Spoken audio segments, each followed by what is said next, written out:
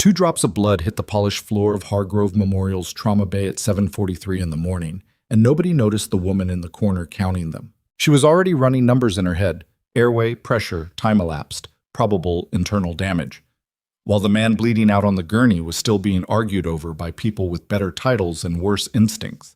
The senior physician laughed at something his resident said. The charge nurse clicked her pen 3 times and looked at the ceiling. And Evelyn Marsh, the quiet one, the slow one, the one everyone had already written off before she'd even unpacked her locker, took one step forward and said nothing at all. Because she didn't need to. She had already decided who was going to live. If this story grabs you from the first second, follow my channel, hit that like button, and drop your city in the comments below. I want to see how far this story travels. Let's go. The morning Evelyn Marsh clocked into Hargrove Memorial Medical Center for the 43rd time, the sky over Caldwell was the color of a bruise healing badly. Low clouds, that particular shade of gray that sits just above freezing, and a wind that cut through the parking garage on the east side of the building and did not apologize.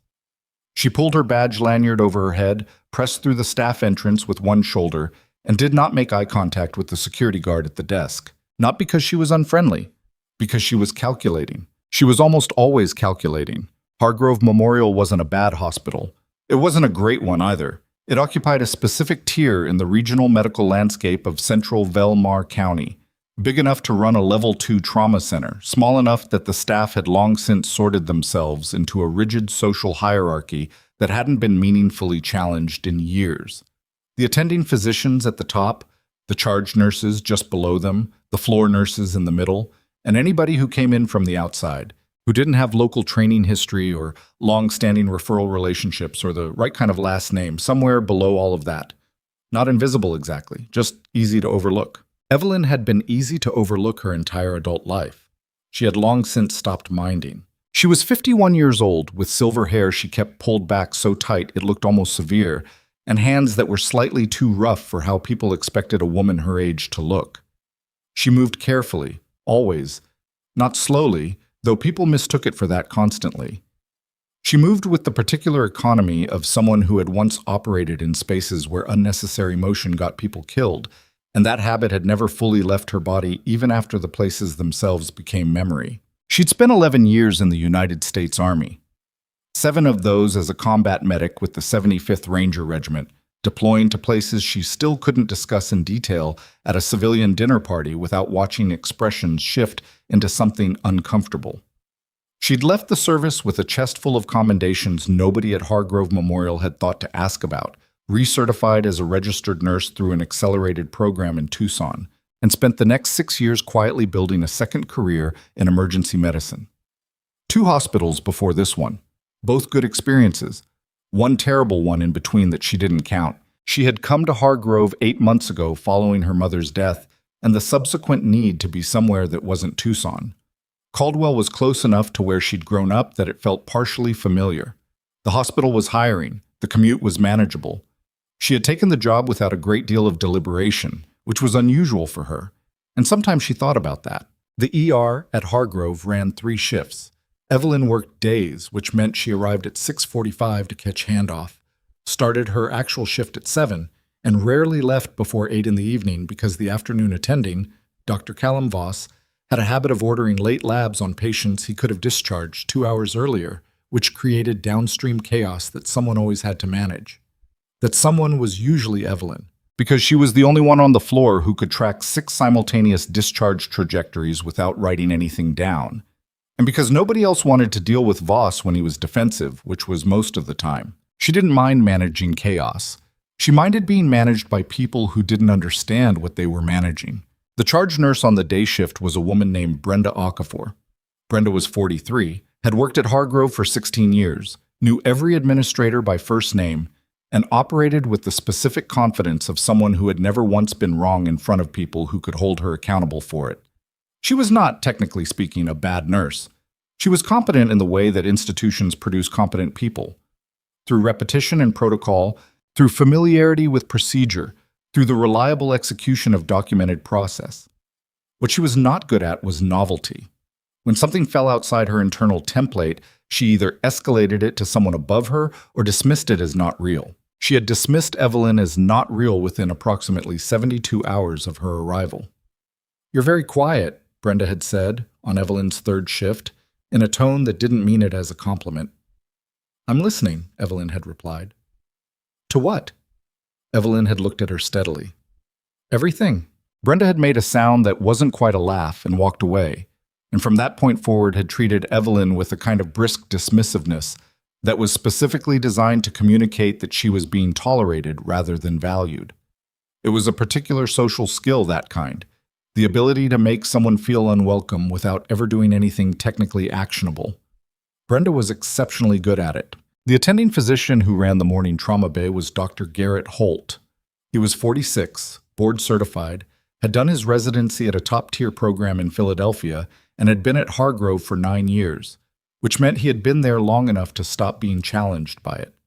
He was smart in ways that were real but limited, diagnostically sound, procedure confident, socially dominant in the specific way that medicine rewarded, and deeply, structurally incapable of taking seriously any information that came from someone he had not already decided to take seriously. He had decided not to take Evelyn seriously on approximately her 5th shift, when she'd flagged a patient's labs before rounds and turned out to be correct, and his response to being corrected by a floor nurse he'd never met had been to smile in a way that didn't reach his eyes and say, "Good catch," in a tone that clearly meant the opposite. After that, he simply pretended she wasn't there unless he needed something from her, at which point he addressed her as the nurse, regardless of how many times her name had been on the shift board. She let him. It cost her nothing. On the morning of the 43rd shift, she arrived to find the ER already running 4 patients in various stages of triage, and a 5th being wheeled through the ambulance bay doors with what the paramedics were calling a possible stroke. She took the handoff from the night charge nurse, absorbed the status of all 4 existing patients in the time it took her to walk from the nursing station to the first bay, and was already revising the stroke patient's presentation in her head. Something about the lateral drift in his left hand that didn't quite fit the standard pattern, when Brenda materialized at her elbow. "I need you on bed management today. We've got 3 pending admits and the 5th floor is holding." Evelyn stopped walking. The incoming from the ambulance has asymmetric facial involvement. His left-hand motor presentation doesn't match a straightforward ischemic. Brenda looked at her the way she always looked at her. "Dr. Holt is handling the stroke patient." "I know, Bed management, Marsh." She said the last name the way a person closes a cabinet. "Final. Done." Evelyn said nothing. She turned and went to bed management. The stroke patient, whose name turned out to be Harold Fenwick, 63, retired school teacher from the west side of Caldwell, was assessed by Dr. Holt at 7:24 and labeled probable TIA, given a standard workup order, and parked in Bay 2 to wait for imaging. Evelyn, moving through the floor on her bed management work, passed his bay 3 times in the next 40 minutes. Each time she glanced at the monitor. Each time something in the back of her mind pulled at her like a fishhook. On the 4th pass, she stopped. His blood pressure had shifted. Not dramatically. It wouldn't flag automatically for another few minutes. But the trend was wrong. The direction was wrong. She stood at the edge of the bay for approximately 4 seconds doing math in her head, then pulled on gloves and approached the bed. "Mr. Fenwick," she kept her voice level. "Can you squeeze my fingers?" He tried. The left hand didn't complete the grip. She looked at his eyes, then at the monitor. Then she walked to the nursing station and paged Holt. He arrived 2 minutes later with coffee in his hand and the expression of a man who had been interrupted and wanted you to know it. "His motor deficit is progressing," Evelyn said. "Left-hand grip strength has decreased since admission. BP trending upward in a pattern that's more consistent with hemorrhagic than ischemic. I think the imaging order needs to be—" "I ordered a CT," Holt said. "It's queued for 45 minutes out. If this is hemorrhagic, 45 minutes is—" "Marsh." He said her name the way Brenda did, a door closing. "I've been doing this for 20 years. She looked at him for one breath. "I know." "Then trust the process." She nodded. She walked away. She found the radiology coordinator at the imaging desk and asked, quietly and without drama, whether there was any chance of bumping the Fenwick CT given an evolving clinical picture. The coordinator, a young woman named Priya, who had always been decent to her, said she'd see what she could do. 12 minutes later, Harold Fenwick was in the scanner. 6 minutes after that, The radiologist called the ER with a tone in his voice that meant urgency. Hemorrhagic stroke. Active bleed. Neurosurgery was paged. Holt appeared at the nursing station with his coffee gone and his expression recalibrated. He looked at the scan results. He looked at Evelyn, who was updating Fenwick's chart without looking up. He said nothing to her. She hadn't expected him to. By 9:30, the ER had settled into its mid-morning rhythm, that specific lull between the early arrivals and the pre-lunch surge when the pace dropped just enough that the staff could breathe and the ambient noise from the waiting room became background instead of foreground. Evelyn was charting at a standing station near Bay 4 when she heard the conversation happening 2 feet to her left, slightly too loud to be private, which she suspected was intentional. She got lucky, Holt was saying. To Voss, who'd come down early, and to one of the senior residents, a man named Decker, who was learning the social geometry of the department with the focused dedication of someone who understood that alignment mattered more than accuracy.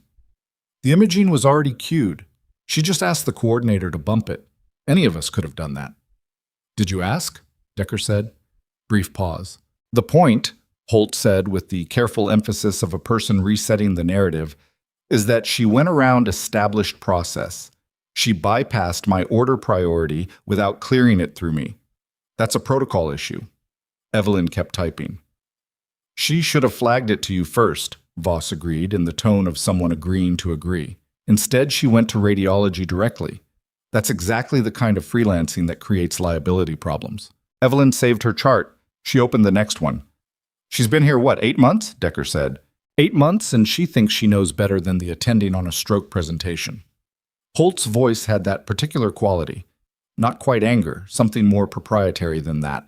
The tone of someone defending territory they had never been made to defend before. I'm going to speak to Brenda about clarifying the escalation protocol.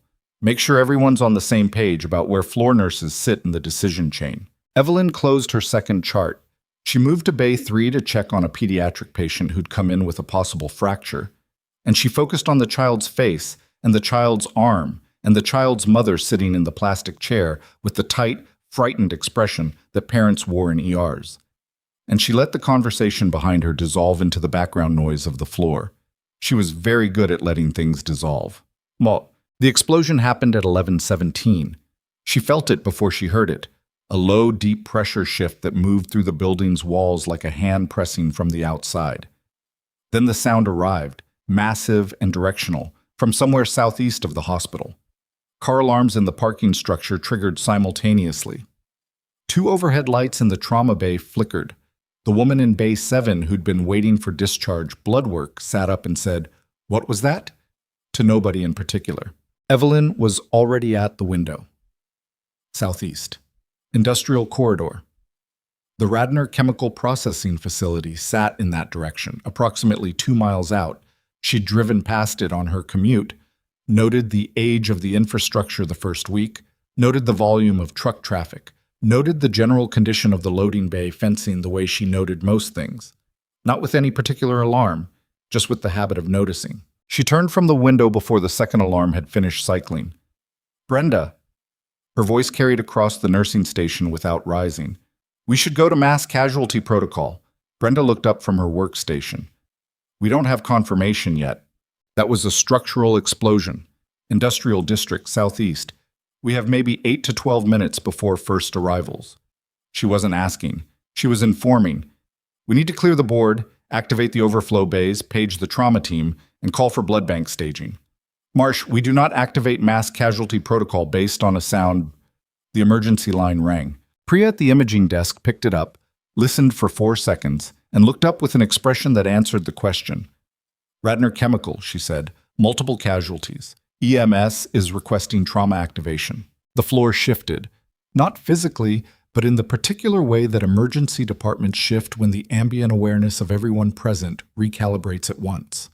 Brenda's hands were already moving toward her console. Holt appeared from the back corridor pulling on a fresh pair of gloves with the practiced urgency of someone who was good at looking prepared.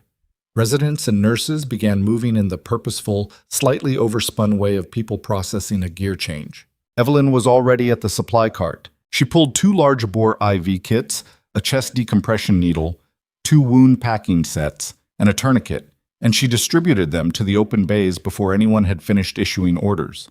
She moved bay to bay checking oxygen supply lines, confirmed the crash cart was unlocked, identified which of the existing patients could be moved to clear trauma space, and communicated all of it to the nursing staff in a tone that was so calm it took most of them a moment to realize they were already following it. Beds 3 and 4 are clear, she told Brenda when Brenda arrived at the station. 7 can be moved to the hallway. She's waiting on labs only, and I've already flagged her chart so nobody loses track. The overhead in Bay 2 has been flickering since this morning, and I'd route critical patients away from it until maintenance confirms the ballast. Brenda stared at her for half a beat. How long have you known about the light? Since 7:08. Why didn't you? I flagged it on the maintenance system at 7:09, Evelyn said. They haven't responded yet. Brenda opened her mouth, closed it. The ambulance bay doors opened. The first wave came in 7 minutes. 3 victims from the Radnor site, blast injuries, burns, 1 with projectile fragmentation from what looked like a ruptured pressure vessel. The paramedics were moving fast, talking over each other, their voices carrying the particular tension of people who had seen the site and were calibrating the size of the problem against the number of hands available to deal with it. Holt took the most critical, a 40-year-old male, burns over approximately 30% of his body surface area, with a secondary chest wound from fragmentation that was bleeding in a way that suggested it had nicked something important. The resident Decker took the second. The third was a woman with blast concussion and a broken radius who was conscious and communicating and frightened, and one of the other nurses took her smoothly. Evelyn was assigned triage support. She moved through the incoming with the deliberate efficiency of someone doing rapid field assessment. She checked pulse quality, respiratory pattern, skin color, responsiveness, and she did it fast, the way it had been drilled into her body in conditions that made a busy ER look like a Sunday afternoon. She tagged and categorized. She flagged a man who'd been walked in by his coworker as a pending critical. He looked stable on the surface, was complaining only of ringing in his ears, but his respiratory rate was slightly elevated, and there was a subtle deviation in his trachea that she noted and marked on his intake form with 3 words. Rule out pneumo. She walked to Holt's bay to relay it. He was working the fragmentation wound, which was the right call. It was the most acute presentation in the room. She waited until he had a half-second gap. Bay 9 intake, blast victim, possible pneumothorax developing. Tracheal deviation is subtle but present. He's compensating. Holt glanced up, back down. He's been triaged? Tagged yellow. I think he should be red. I'll get to it. He may not hold that long. Holt's jaw tightened. Marsh, I have a man with a fragment in his chest cavity. I know. I'll monitor Bay 9 until you can get there.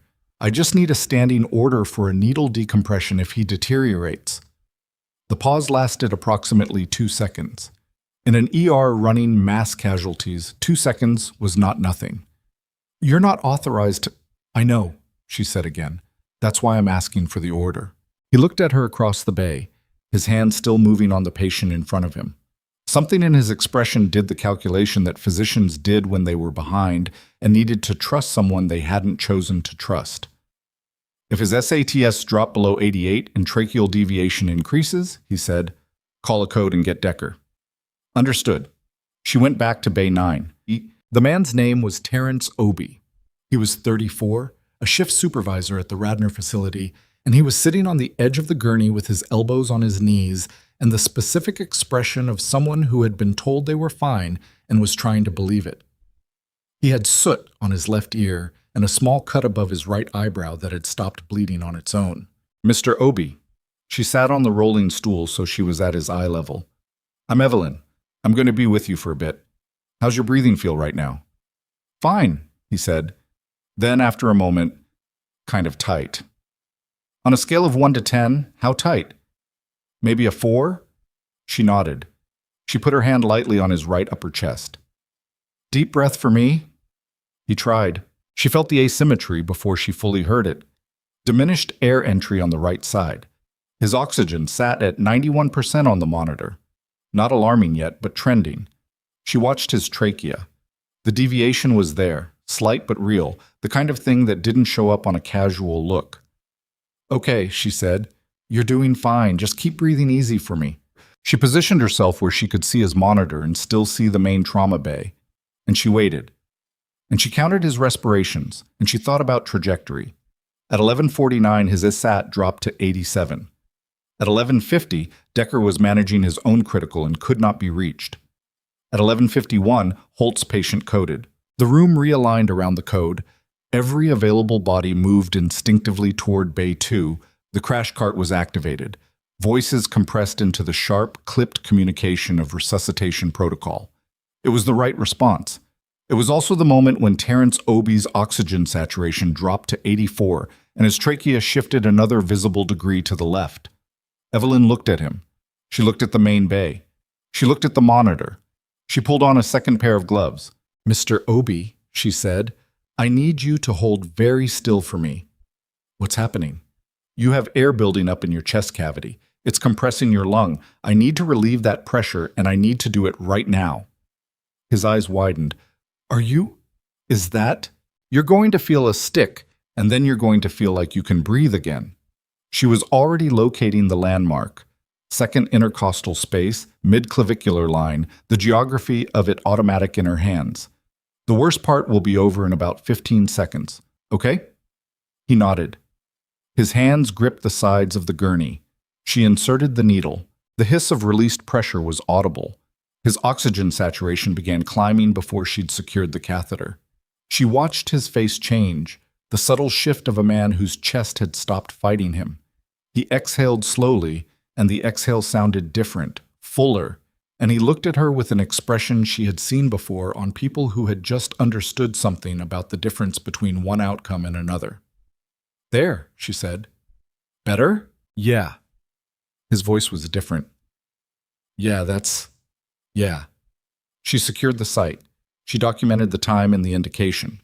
She was writing the last line of the note when she felt the presence behind her, and she turned, and Dr. Garrett Holt was standing at the bay entrance, his gloves still on, his patient presumably stabilized, looking at her with an expression she didn't immediately have a word for. "That was a needle decompression," he said. "Yes. You didn't have authorization to..." His SAT was 84. Tracheal deviation was increasing. "You were managing a code." She held his gaze.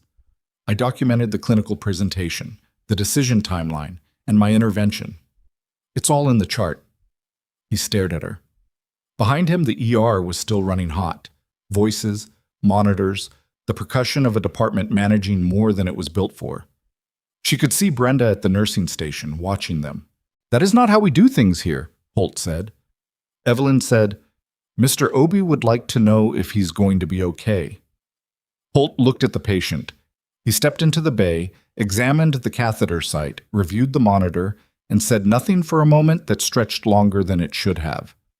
"You'll need a chest tube," he told Obie. "I'll arrange it. You're stable." He turned to leave. "Dr. Holt." Her voice was quiet. "There are 2 more incoming from the Radnor site. EMS just radioed. One of them, they're calling a priority one." He stopped, didn't turn. "How do you know?" "I've been listening to the radio." She paused. "I can give you a better read on the incoming if you want one. I've managed blast injuries before." This time the pause came from him. It lasted approximately 3 seconds. "We'll use the standard triage process," he said. He walked away. She looked at Terrence Obie, who was breathing, which was the point. He looked back at her. "Thank you," he said. She nodded once. "That's what I'm here for." The second wave arrived at 12:03. 2 more from the explosion site, one with severe burns and a fractured pelvis who was going to need a surgical team, one with blast lung and bilateral ear hemorrhage who was conscious but deteriorating. The floor was running at 140% of design capacity. The hallways had patients. The staff were moving with that particular focused exhaustion of people burning through reserves. Evelyn worked through all of it. She ran 4 IVs simultaneously across different bays. She identified a latex allergy on an incoming patient's wristband before the resident had finished reviewing the intake. She managed a family in the waiting room whose father was one of the Radnor workers. She sat with them for 90 seconds, gave them specific information without over-promising, and returned to the floor without losing time. She tracked every patient on the board without looking at the board. At 1:15 in the afternoon, the immediate crisis had passed. The surgical patients were upstairs. The stabilized patients were being managed. The floor was still full, but it had stopped being a controlled emergency and become a standard heavy shift, which felt relatively like quiet. Brenda found her at the supply cart, restocking. "Can you step into the conference room?" Her voice was neutral in the particular way that meant it wasn't. Evelyn looked at her. "Sure." The conference room was small and had a window that faced the parking garage. Holt was already there, standing rather than sitting, which was also information.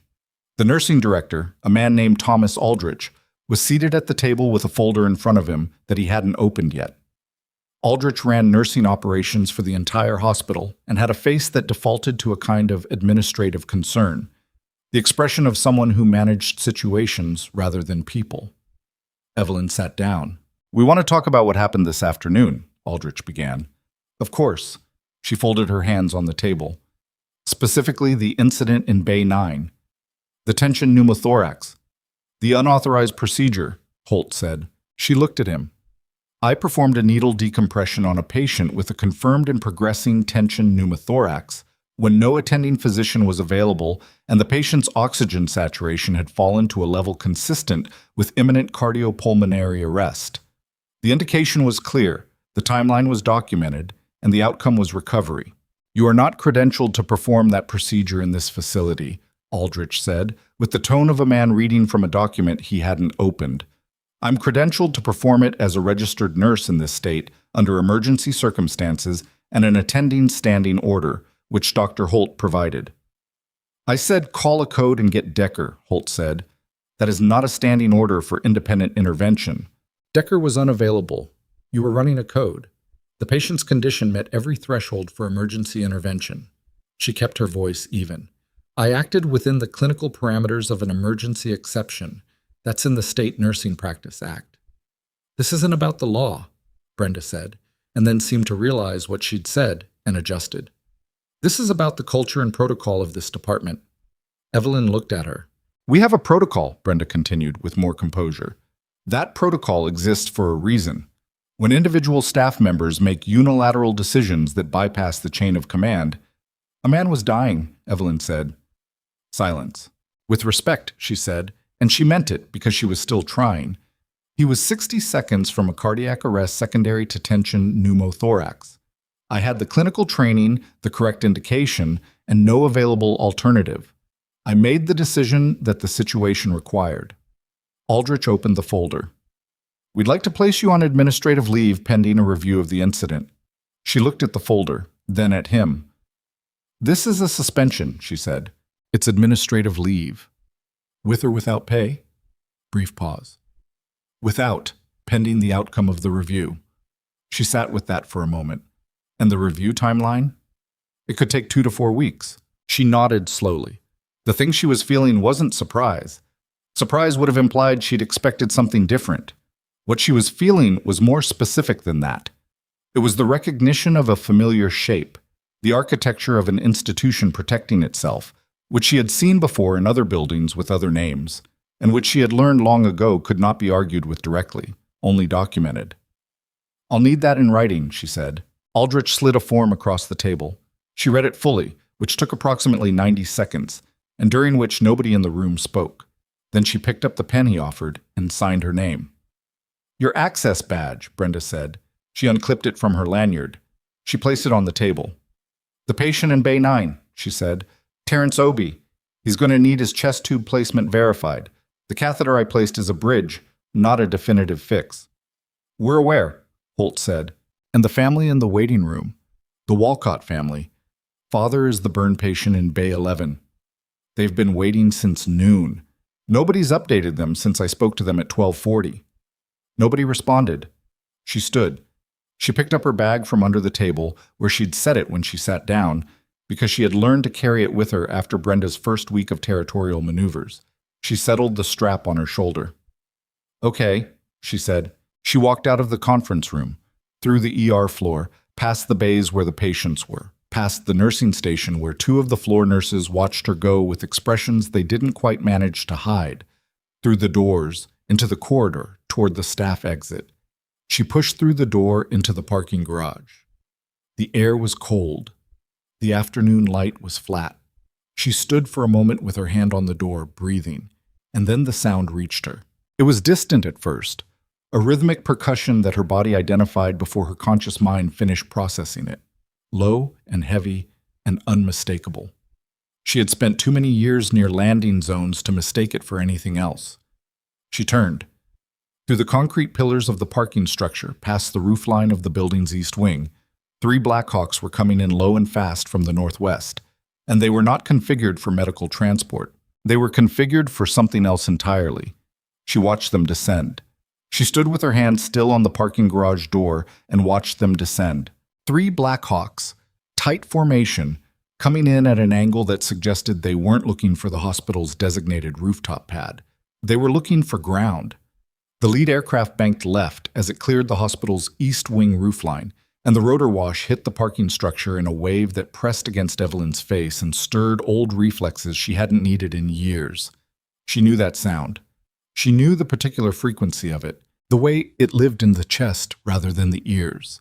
She had spent enough time under those rotors that her body still responded to them the way it responded to very few things, with a kind of cellular alertness that wasn't quite fear and wasn't quite excitement and was something older than either. She watched the lead helicopter settle toward the hospital's eastern service lot, a flat, wide expanse of asphalt normally used for linen deliveries and equipment staging.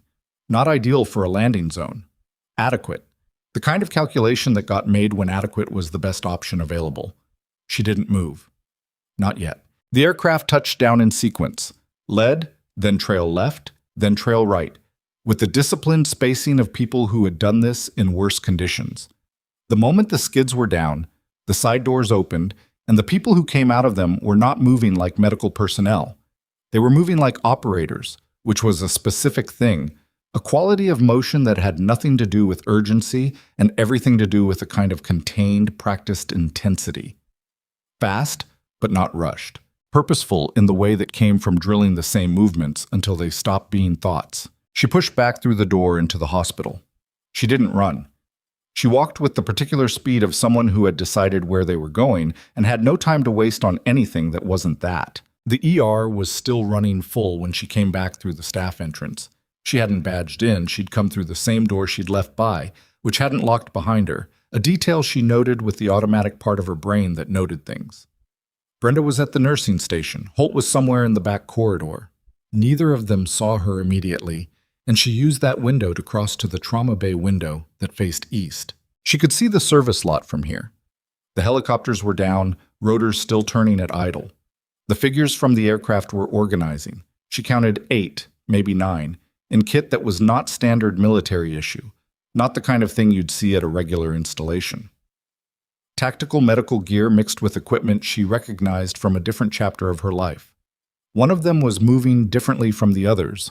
Being moved, she realized. Supported between 2 of the others, his legs not fully tracking under him, his head forward. Critical patient, mobile but not stable. They were coming toward the ER entrance. "Brenda!" Her voice carried without being raised. Brenda turned and found Evelyn standing inside the department, which was not where Evelyn was supposed to be, and her expression went through 3 distinct phases in approximately 1 second. Surprise, outrage, and a kind of territorial recalibration. "You need to... There's a critical patient incoming from the service lot. Operator team, military configuration. I'd estimate 7 to 10 minutes. You're going to want to clear Bay 1. You don't work here right now. Bay 1 is your best option. The overhead is functional. Crash cart is already stocked from this morning." She glanced at the window. Whoever they're bringing in, the team that's with him is not going to stand aside for standard triage. You need to have your attending out front before they reach the door. Brenda stared at her with the expression of someone trying to decide whether the information was worth the source. The main ER entrance doors opened. They didn't knock. They didn't call ahead. They came through the doors, the way people came through doors, when they had already decided that the space on the other side of them belonged, for now, to whatever mission they were running. The man in the lead was approximately 6'2", in his mid-40s, with a jaw that looked like it had been assembled from spare parts, and a bearing that communicated, without words or particular aggression, that the room was going to cooperate with him. Behind him, two more operators supported the patient. A man in his 30s, combat configured, who was conscious but wrong in the specific way of someone managing significant internal compromise. His skin color was off. His breathing was visible from across the room. His right side was guarded in a way that Evelyn's eyes logged and categorized without her permission. The team leader scanned the room once. His gaze moved across the space with the efficiency of someone doing a rapid assessment of available assets, and it landed on Holt, who had appeared from the back corridor, and then it moved. It moved and it stopped. It stopped on Evelyn. She was standing near the window, still in her civilian clothes, her badge gone from her lanyard. She saw the recognition happen in his face, a specific process, the way recognition happened when you encountered someone from a context that no longer applied, when the brain had to reconcile the file it had stored with the present reality. His expression didn't change dramatically. His eyes did. "Get him into Bay 1, Holt was saying. "I need vitals. Sir, I need you to let my staff—" "Hold!" The team leader said it without looking at Holt. He was still looking at Evelyn. "Chief," he said, not a question. The word landed in the room differently than anything else that had been said in the last 30 seconds. It was quiet. It had weight. Evelyn looked at him. She looked at the patient, whose oxygen saturation she'd been estimating from body color and respiratory patterns since he'd come through the door. She looked back at the man who'd said chief. "Bay 1, she said. "Now." The team moved. His name, she would learn later, was Marcus Del Rey, 31 years old, special operations, 2 prior combat deployments, and whatever he had been doing in the 48 hours before arriving at Hargrove Memorial had left him with a penetrating abdominal wound that had been field-dressed competently, but not definitively, a right-sided hemothorax that was building, and a blood pressure that was holding above critical by what she estimated was willpower and a good baseline level of physical conditioning. She worked. She didn't announce herself.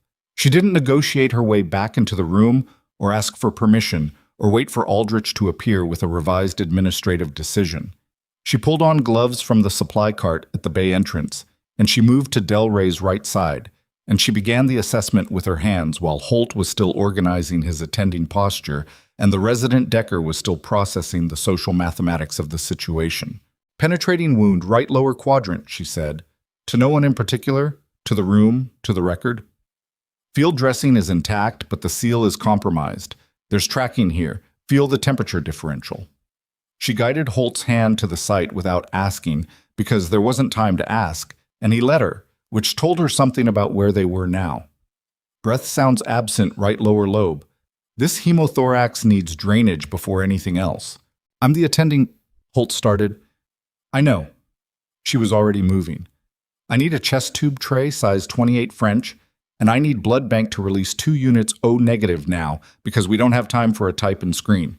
One of the floor nurses, a young man named Weston who had been in the department for 2 years and had always been quietly competent, moved immediately toward the supply room. The other nurse on the bay looked at Brenda, who was standing at the bay entrance with an expression that hadn't resolved into anything yet. "Brenda," Evelyn said without looking up. "Blood bank, please." Something in Brenda's face made a decision. She picked up the phone.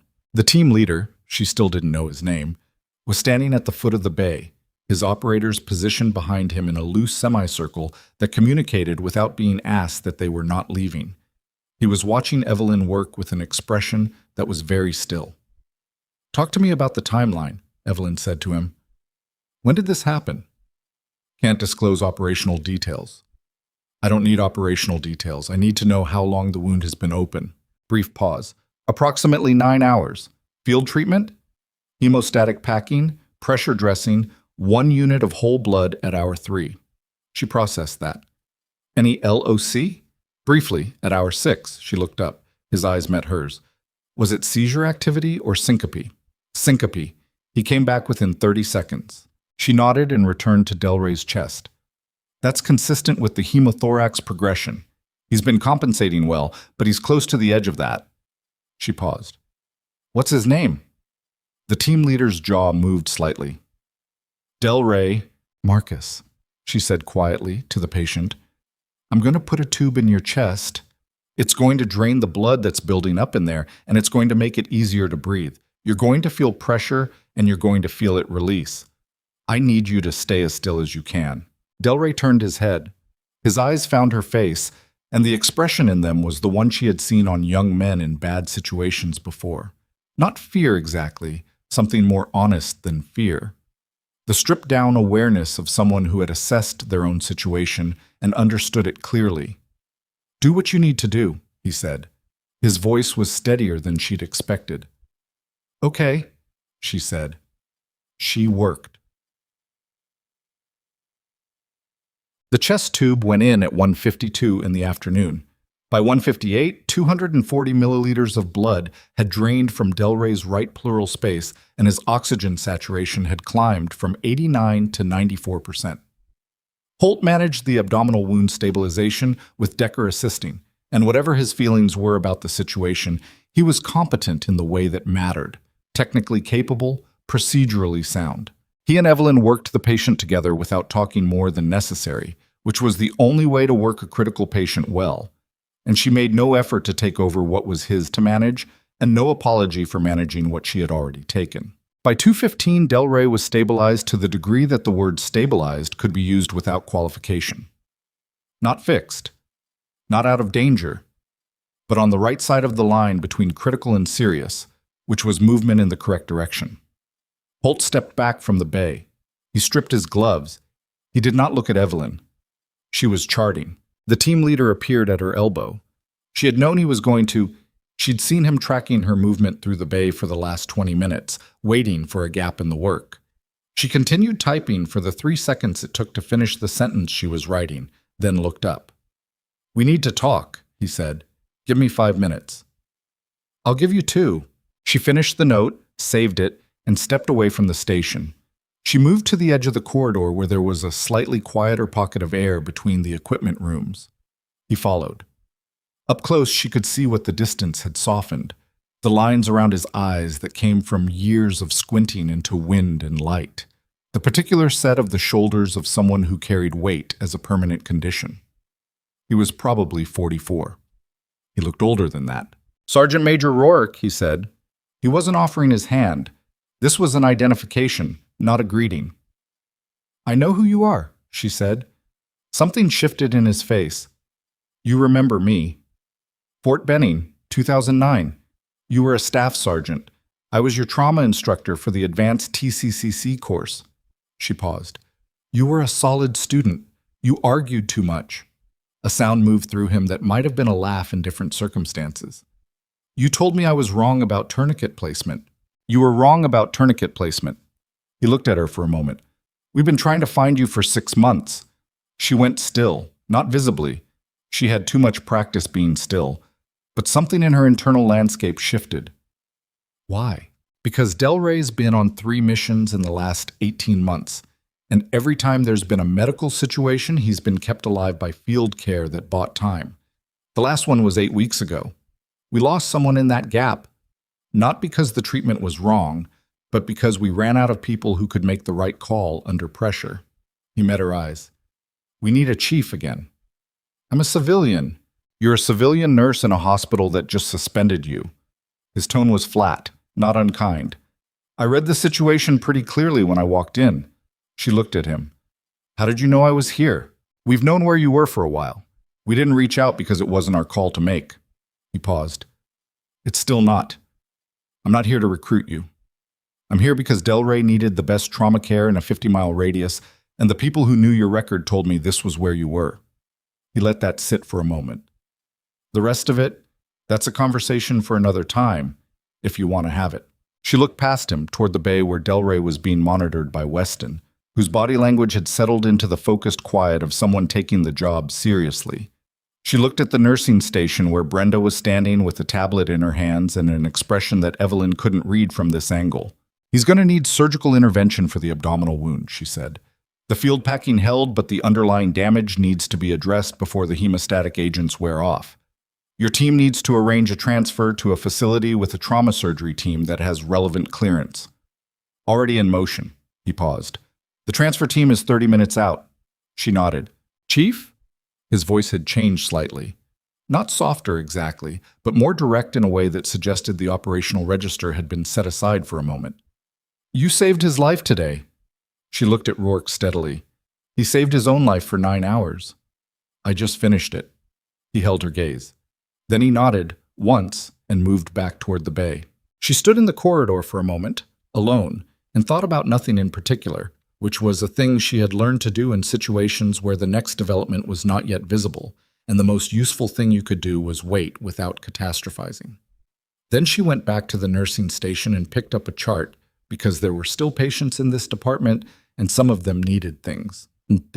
Thomas Aldrich appeared at 2:40. He had come from the administrative wing, which was on the 3rd floor, and he had clearly been watching the situation develop through some combination of nursing reports and whatever the facility's cameras could show him. He arrived with the particular expression of a man who had made a decision and then watched the context for that decision change completely in the time it took to implement it, and who was now working out, in real time, what the new decision needed to be. He found Evelyn at the nursing station. Her badge was still on the table in the conference room where she'd left it. "Ms. Marsh." He stopped a few feet from her. "The situation this afternoon has been unusual." "Yes," she said. "The patient in Bay 1 is stable, pending surgical transfer in approximately 25 minutes. He absorbed that. "The team that brought him in, they've asked, through the hospital's administration line, for documentation of the care provided. Name, credentials, full clinical record." He paused. "They specifically asked for the name of the treating nurse." She waited. "I've been told," he continued, with the careful articulation of a man choosing words that would later be defensible, "that the individual who led the initial assessment and chest tube placement is someone our department would very much like to retain." "The department suspended her 2 hours ago," Evelyn said. His jaw moved. "There are circumstances that—" "Thomas!" Holt's voice came from behind them both. They turned. He was standing with his arms at his sides, no chart, no prop, just himself in the corridor. His expression was doing something complicated. "This isn't a conversation that should happen at the nursing station." "I agree," Aldrich said quickly. "I think," Holt said, with the measured delivery of a man who had spent the last 90 minutes revising something internally and had not finished, "that we need to reconvene about this morning's decision." He looked at Evelyn. "The full situation should be reviewed." She looked at him. "The full situation," she repeated. "Yes." She looked at her hands, then at the bay where Delray was, then back at Holt. "There are 3 patients on this floor who still need attention. Can the review happen after their care is addressed?" A pause. "Yes," Holt said. She nodded and went to check on Bay 3. Matt. Rourke found her again at 3:10 while she was in the corridor outside Bay 3 reviewing a chart. He appeared at her peripheral vision and waited until she'd finished reading the page she was on, which she appreciated without saying so. "Transfer team's here," he said. "We're moving Delray in 10 minutes. "Good. Make sure the receiving team gets the chest tube placement notes and the timeline on the hemostatic packing. They'll want to know the 9-hour window." "Already sent." He paused. "The rest of my team is requesting, and I want to be clear, this is a request, that your administration be made aware of your service record." She went still again, the internal kind. "That's not necessary." "Chief, Rourke." She kept her voice even. "I left the Army. I left for reasons that were mine. I built something here, and what happens in this hospital with my career is something I would prefer to manage myself." He looked at her with an expression that was partly respect, and partly the particular frustration of someone watching someone else refuse help they have decided to offer. "They suspended you for saving a man's life," he said. "They suspended me for a protocol violation, which technically occurred regardless of the outcome." She closed the chart. "Outcomes don't retroactively justify process. That's true in medicine, and it's true everywhere else. And if the process was wrong," she looked at him. "That's a separate question." He was quiet for a moment. "I want you to know that we documented today. Full clinical record. The team saw what you did. Every one of them is willing to testify to it, formally, officially, whatever form that needs to take." She absorbed that. "I'm not asking you for anything," he added. "I'm telling you what exists." She nodded slowly. Thank you. Don't thank me, I owe you. Most of my team owes you, but some of them just don't know it yet. He turned slightly. We're transporting Delray in 8 minutes. He wants to speak to you before we move him.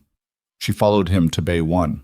Mom. Delray was sitting up at about 30 degrees, which was the right angle for his chest tube positioning. His color was better. His eyes were tracking clearly. He had the look of someone who had been very close to a particular edge and had stepped back from it, and who was still in the process of understanding that the stepping back had happened. He looked at her when she came in. The operators around the bay gave her room in the particular way that groups of people gave room to someone they had decided to give room to. Hey, he said. Hey. She moved to his side, checked the drainage output from the chest tube, reviewed his monitor. How's the breathing? Better than it's been in about 8 hours. Good. She noted the drainage volume. You're going to need surgery when you get to the transfer facility. The abdominal wound is stabilized but not resolved. They're going to want to go in and assess the underlying damage. He nodded. I know. She was about to step back when he said, Rourke said you used to run the TCCC program years ago. He said you trained most of the medics in 2 squadrons. Some of them. He looked at her with an expression that was younger than the rest of him. Were any of them with me tonight? Before we came here? The guys who kept me alive in the field for 9 hours? Were they yours? She didn't know. She didn't know the names of most of the men she'd trained, not individually, not after this much time. She looked at him and understood what he was actually asking, which was not a logistical question. If they kept you alive for 9 hours, she said, then somebody taught them right. That's all that matters. He held her gaze. Then he exhaled, carefully, around the chest tube. Thank you, he said. For real. Don't get shot again, she said. Something in his face shifted into what would have been a grin if he'd had more energy available for it. I'll try. She stepped back. She looked at Rourke, who was at the bay entrance, and she gave him a small nod that meant he's ready and meant several other things simultaneously, and he returned it. She stepped out of the bay and let them do what they came to do. The transfer team moved Delray out at 3:24. The 3 Blackhawks lifted from the service lot at 3:31, and she watched them go from the same parking garage window where she'd watched them arrive, and the sound of them decreased until it was the kind of distance she was familiar with, still present but no longer immediate, which was its own specific feeling.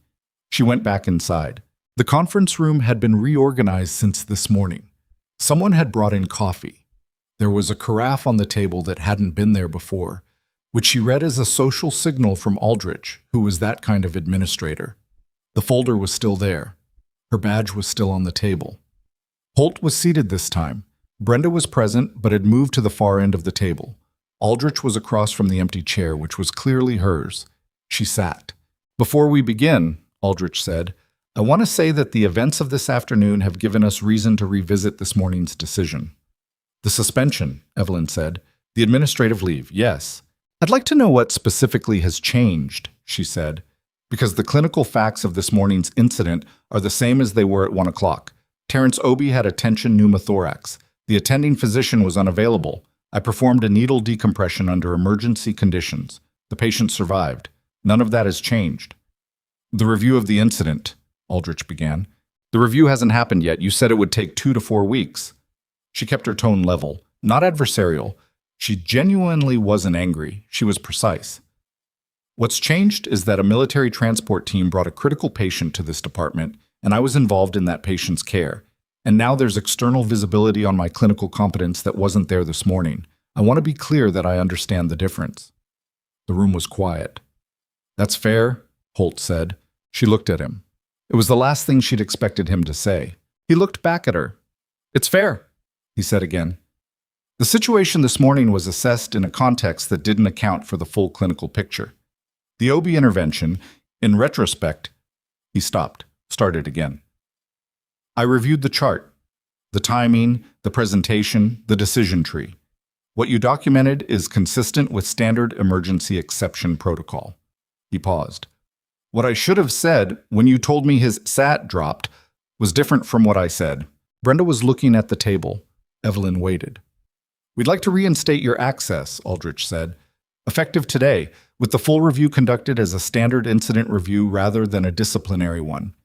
She looked at her badge on the table, the small laminated card with her photograph and her name, and the title that said registered nurse, and the name of the hospital underneath that.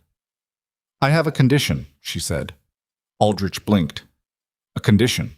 The review should be complete. All documentation included. This morning's incident, the mass casualty response, the afternoon case. All of it reviewed by someone outside this department's direct chain, someone without a vested interest in a particular outcome." She paused. "If the review is complete and the documentation speaks for itself, then I'll come back. If it doesn't, then we'll have learned something important about how this department functions." Aldrich looked at Holt. Holt looked at the table. "That's reasonable," Holt said. "I think we can arrange an independent review," Aldrich said with the careful enthusiasm of someone who has just been offered a face-saving exit. "Dr. Petra Linwood from the Quality Assurance Division has no departmental history.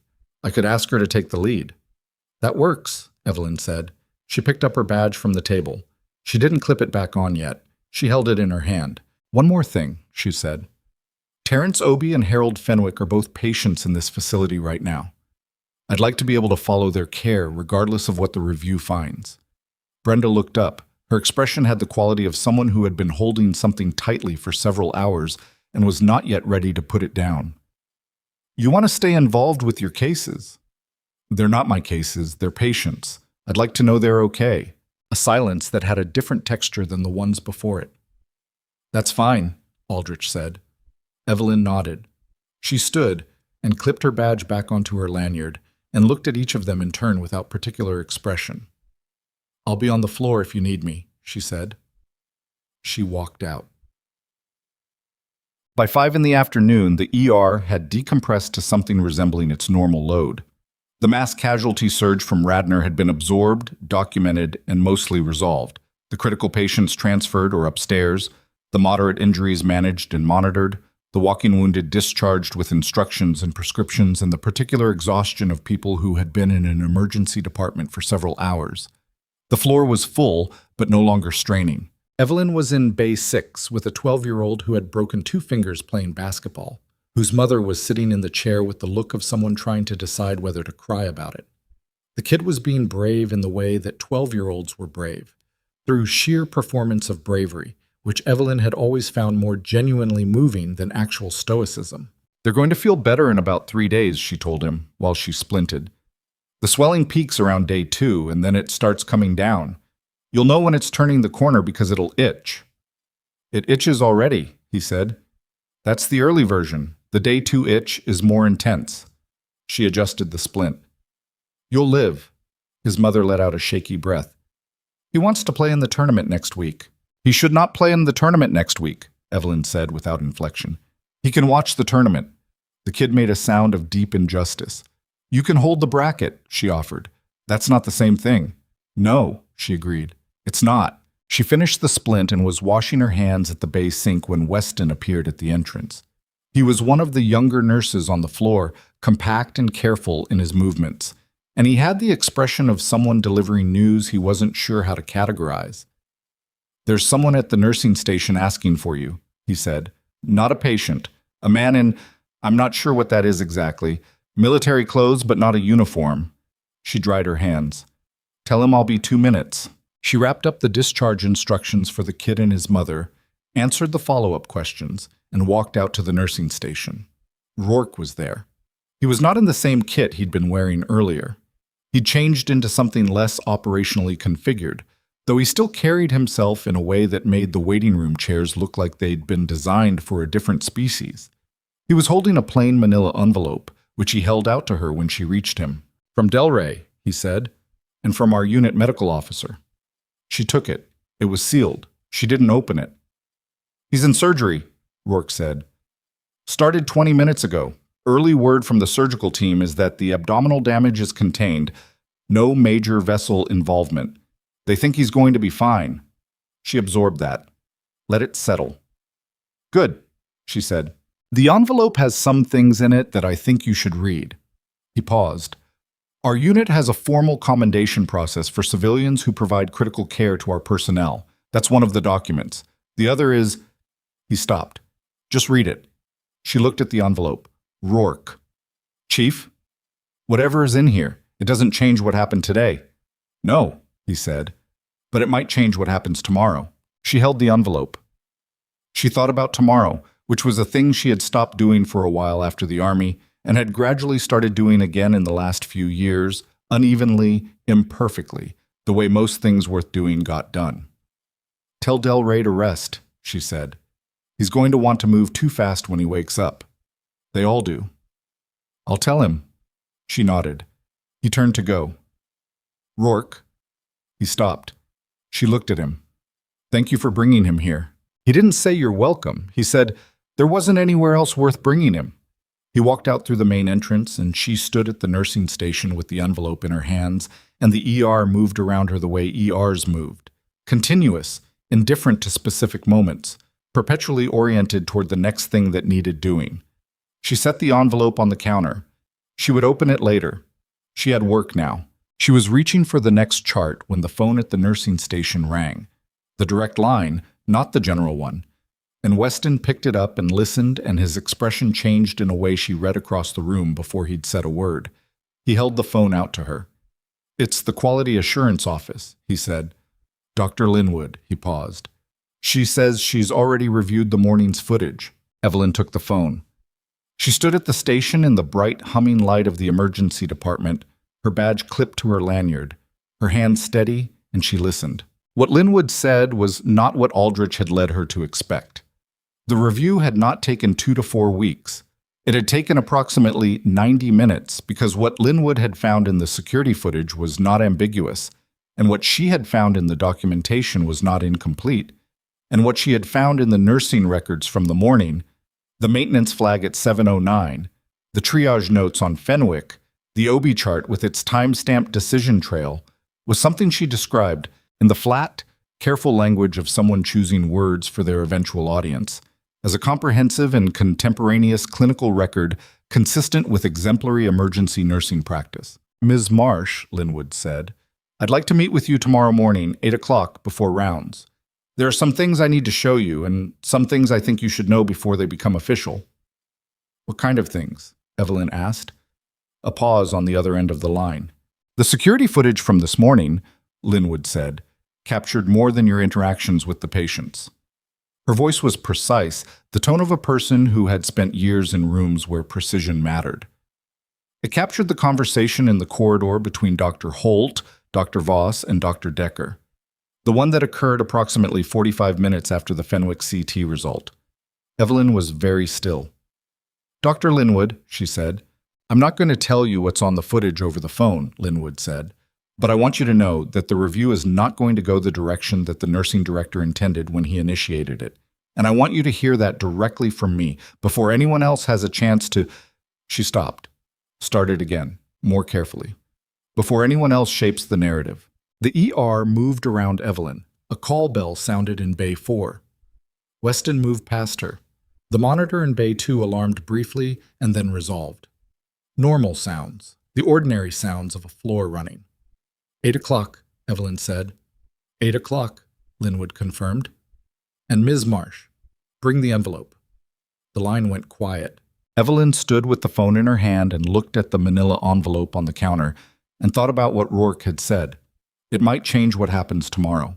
She thought about the footage. She thought about Holt's voice in the corridor, that particular territorial register, and what it might have said in the 45 minutes after Fenwick's result came back, and what a camera would have heard. She set the phone down. She picked up the envelope. She did not open it. Not yet. She set it in her bag under her jacket where it would be when she needed it. Then she went back to work because there was still work to do and the patients didn't know or care about any of the rest of it. She was in Bay 7, reviewing a set of labs on a woman with a suspected pulmonary embolism when Brenda appeared in the doorway. Brenda, who had run this department for 16 years. Brenda, who had decided in 3 days what Evelyn was worth and had not revisited that decision until circumstances forced it. She stood in the doorway with an expression that Evelyn had never seen on her face before, something provisional and uncomfortable and not quite ready to be named. The Fenwick family is asking for an update, Brenda said. Neurosurgery gave them the post-op report, but they want to talk to whoever flagged the presentation this morning. She paused. They asked for the nurse, by description. Evelyn looked at her. Bay 3 conference room, Brenda said. When you have a moment. She said it like it cost her something. Not a lot, but something. Evelyn nodded. I'll be there in 5 minutes. Brenda left. Evelyn looked at the labs, finished her note, and stood for a moment in the quiet of the bay. She had been in this hospital for 8 months. She had kept her head down. She had done the work the way she had always done it. Carefully, completely, without seeking attention or credit or territory, because she had learned a long time ago that attention and credit and territory were not the things that mattered when someone was dying in front of you.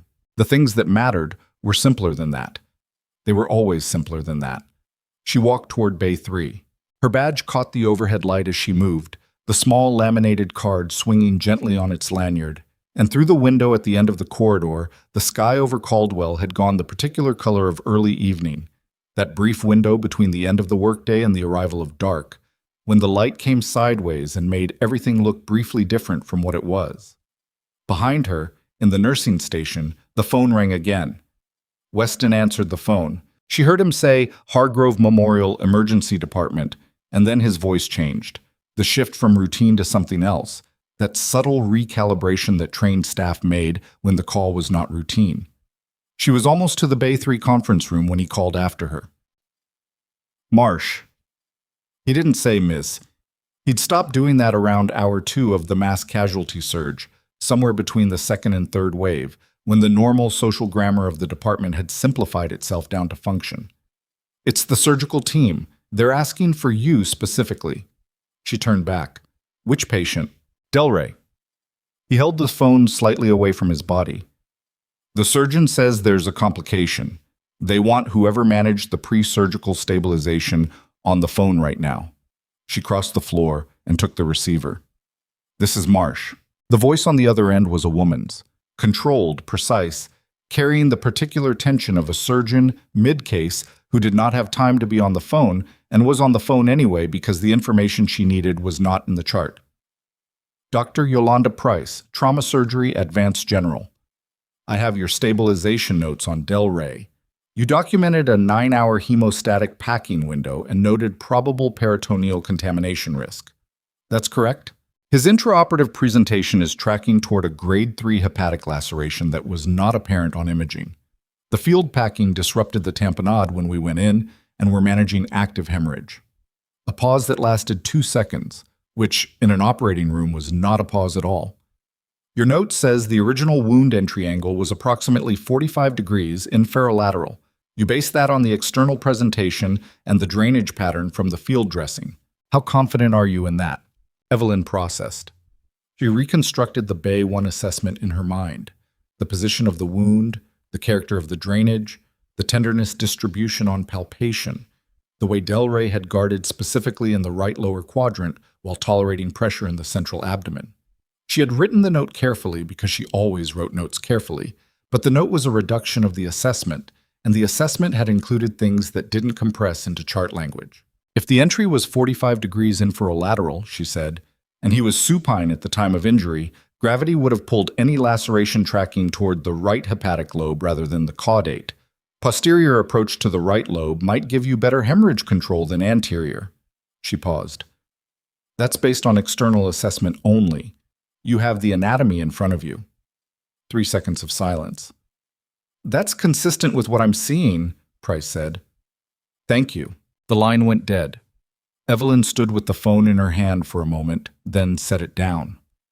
Weston was watching her with the expression of someone who had heard half a conversation and understood enough of it to know that it mattered. He's going to be okay, she said, because Weston had been the nurse in Bay 1 during the stabilization and deserved to know. They hit a complication, but they're managing it, he exhaled. Good. She went to the conference room. The Fenwick family was 4 people. Harold's wife, Margaret, who was 61, and had the particular composure of someone who had spent the last 6 hours in the waiting room, maintaining it through sheer force of sustained effort. Their daughter, a woman in her 30s named Sybil, who had arrived at the hospital around noon and had been quietly managing her mother's composure since. And 2 adult sons, both of whom had the look of men who handled difficulty by needing information. by needing to understand the mechanism of the thing that had frightened them. Evelyn sat across from them. She gave them the clinical picture in the way she had learned to give it, factual, honest about uncertainty, specific where specificity was possible, and not using language that was technically accurate but emotionally evasive in the way that medical communication sometimes was. She told them that Harold had shown atypical presentation on arrival that had flagged a hemorrhagic rather than ischemic process. She told them that the imaging had confirmed it in time to route him to neurosurgery. She did not tell them that the imaging had been expedited by someone whose job it wasn't to expedite it, because that part of the story was not about them and they didn't need it. "Will he have deficits?" one of the sons asked. The older one. He'd been the quietest in the room, which Evelyn had read as the kind of quiet that was actually paying the most attention. "The surgical team will give you the best assessment of that," she said. "What I can tell you is that the intervention timeline was favorable. Earlier identification of a hemorrhagic bleed is consistently associated with better functional outcomes. The neurosurgery team here is good." Margaret Fenwick, who had not spoken yet, said, "He was going to retire next spring." The room held that for a moment. "He still might," Evelyn said. She meant it, and her tone communicated that she meant it, and Margaret looked at her with the specific expression of someone who needed to be told the truth more than they needed to be told something comfortable and had just received, perhaps unexpectedly, both at the same time. Sybil reached across the table and touched her mother's hand. Evelyn left them with the nurse liaison contact and the direct number for the neurosurgery floor desk and walked back out into the department, and she carried the weight of that room with her for a few minutes the way she carried most things. Present, but managed, not suppressed, just held at the right distance to function. At 6:40 in the evening, Brenda found her restocking the supply room. This was not Brenda's territory. Charge nurses didn't typically restock. The fact that she'd come here specifically meant she'd looked for Evelyn in the more visible parts of the floor first and worked inward. Evelyn noted that without comment. "Dr. Linwood called the department," Brenda said. She was standing at the supply room entrance rather than coming in, which was also information. "She asked me to confirm your shift schedule for tomorrow. I'll be in at 6:45. She said the 8 o'clock meeting is now expanded." Brenda paused. "Aldrich will be there, and someone from hospital legal." Evelyn counted out IV flush syringes without slowing down. "Okay, Marsh." Something in her voice changed. Not softer, exactly, but less armored. The footage she reviewed, the corridor conversation. She stopped. Evelyn waited. "I wasn't part of that conversation," Brenda said. Her voice was precise, the precision of someone drawing a clear line. "I want you to know that." Evelyn looked at her. Brenda's expression was composed but working at it, the look of someone who had done a day's worth of private recalculation and had arrived somewhere uncomfortable. "I know," Evelyn said. "I made other decisions today that She stopped again. "The suspension this morning, I supported it. I want to be honest about that. You were doing your job, or I was protecting the department's existing structure." She said it flatly, without self-exoneration. "That's not the same thing." Evelyn put the last syringe in the bin. She looked at Brenda steadily. 16 years is a long time to build something," she said. "Protecting it isn't wrong. It depends what you're protecting it from."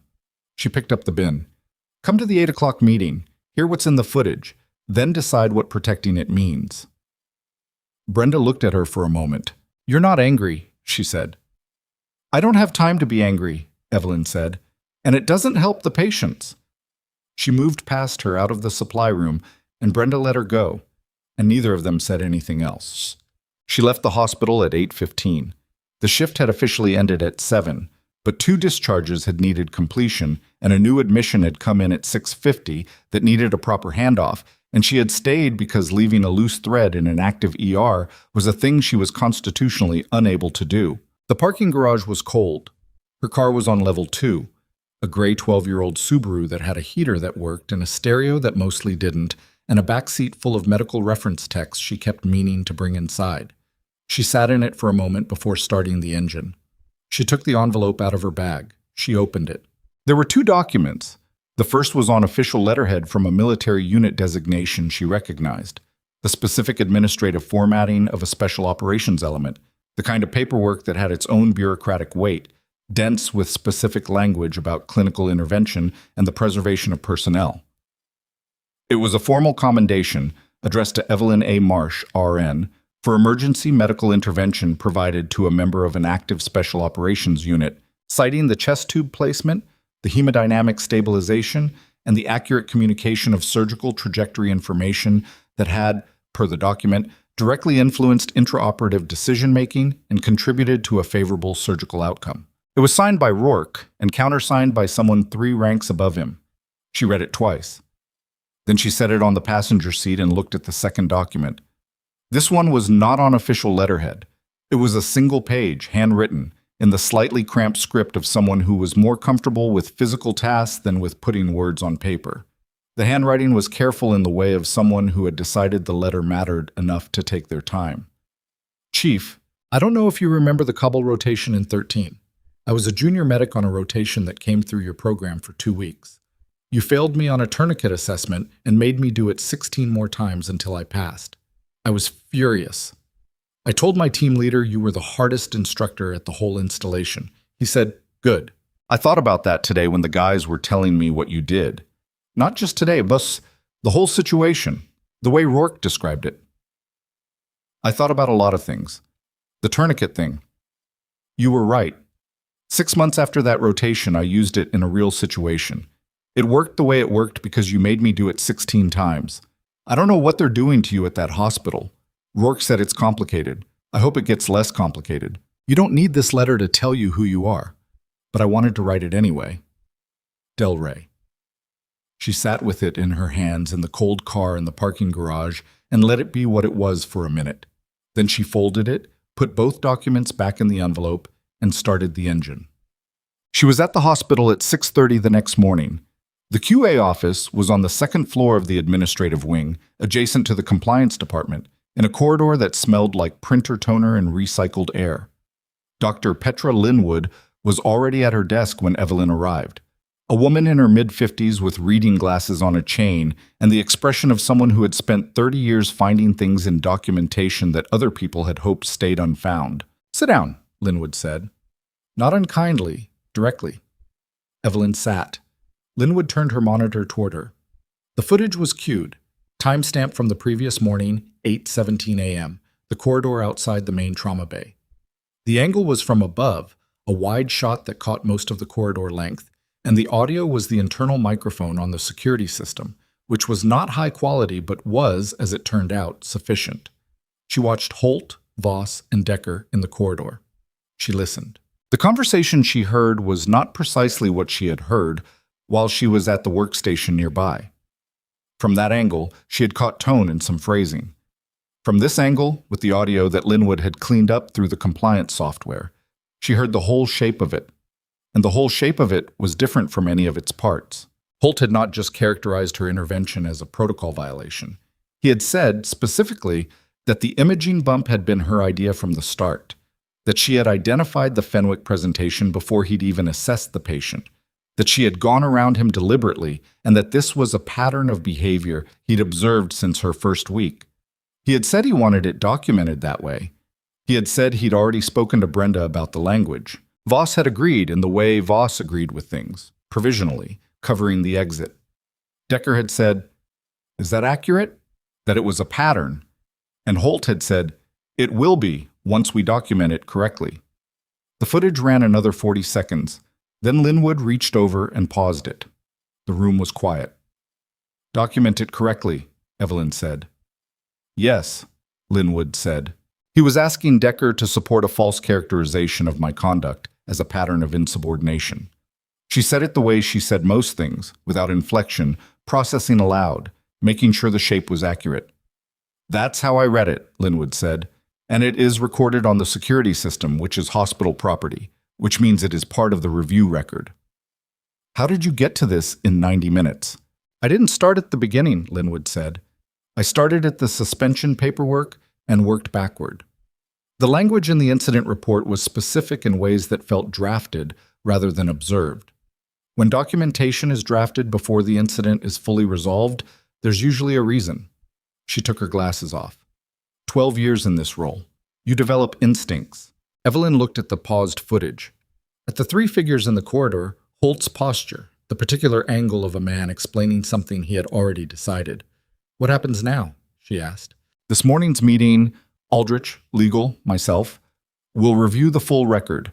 The footage, your clinical documentation, the OB chart, the Fenwick timeline, the Del Rey case, the military commendation if you're willing to include it.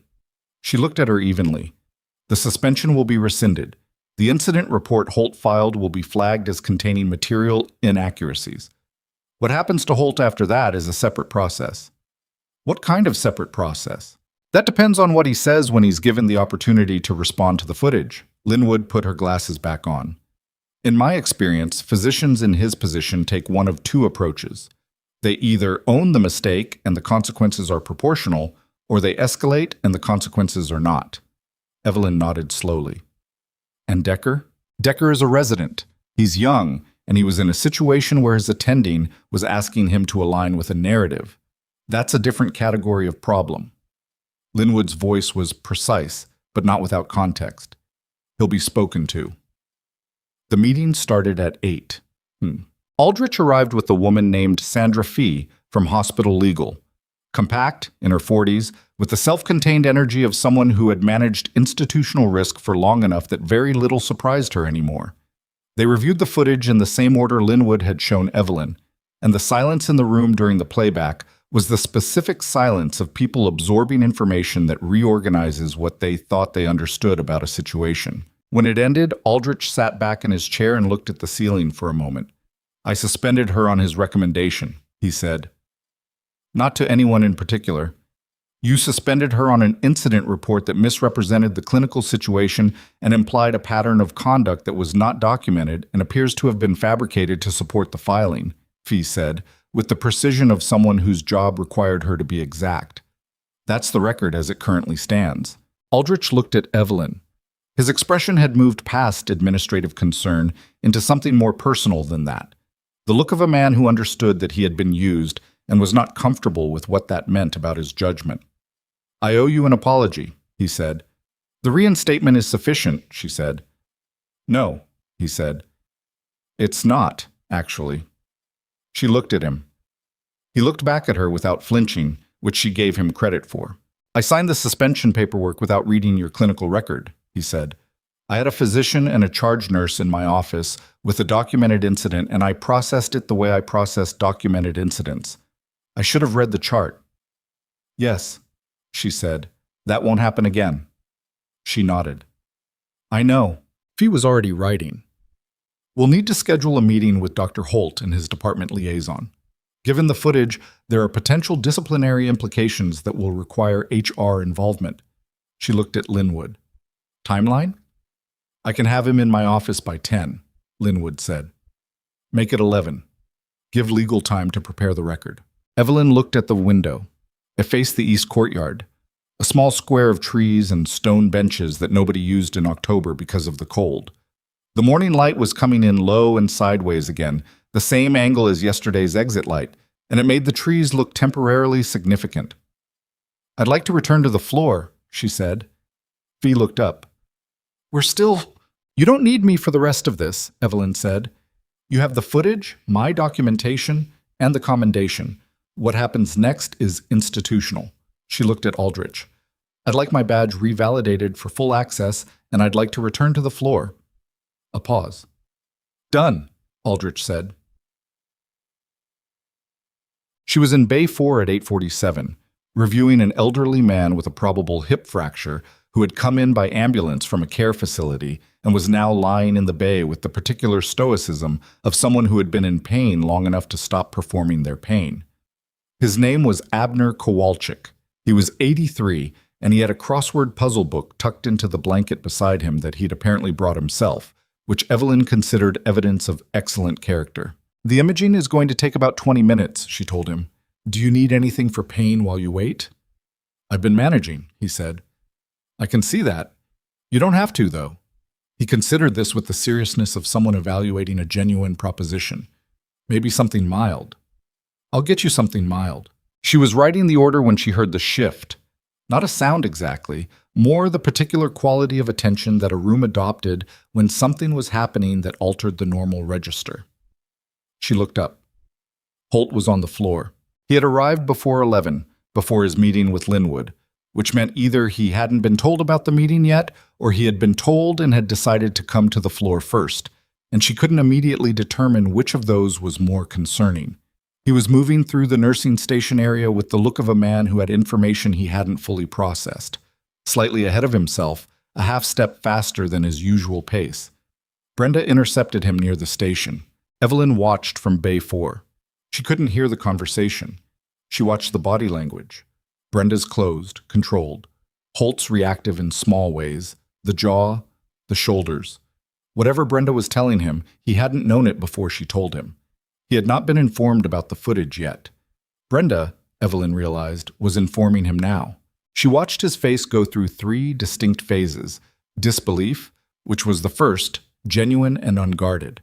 Then a kind of rapid reassessment, the visible process of someone recalculating what the landscape looked like now, and then the third thing, which was harder to read and came more slowly, and which she thought might be something closer to recognition than anger.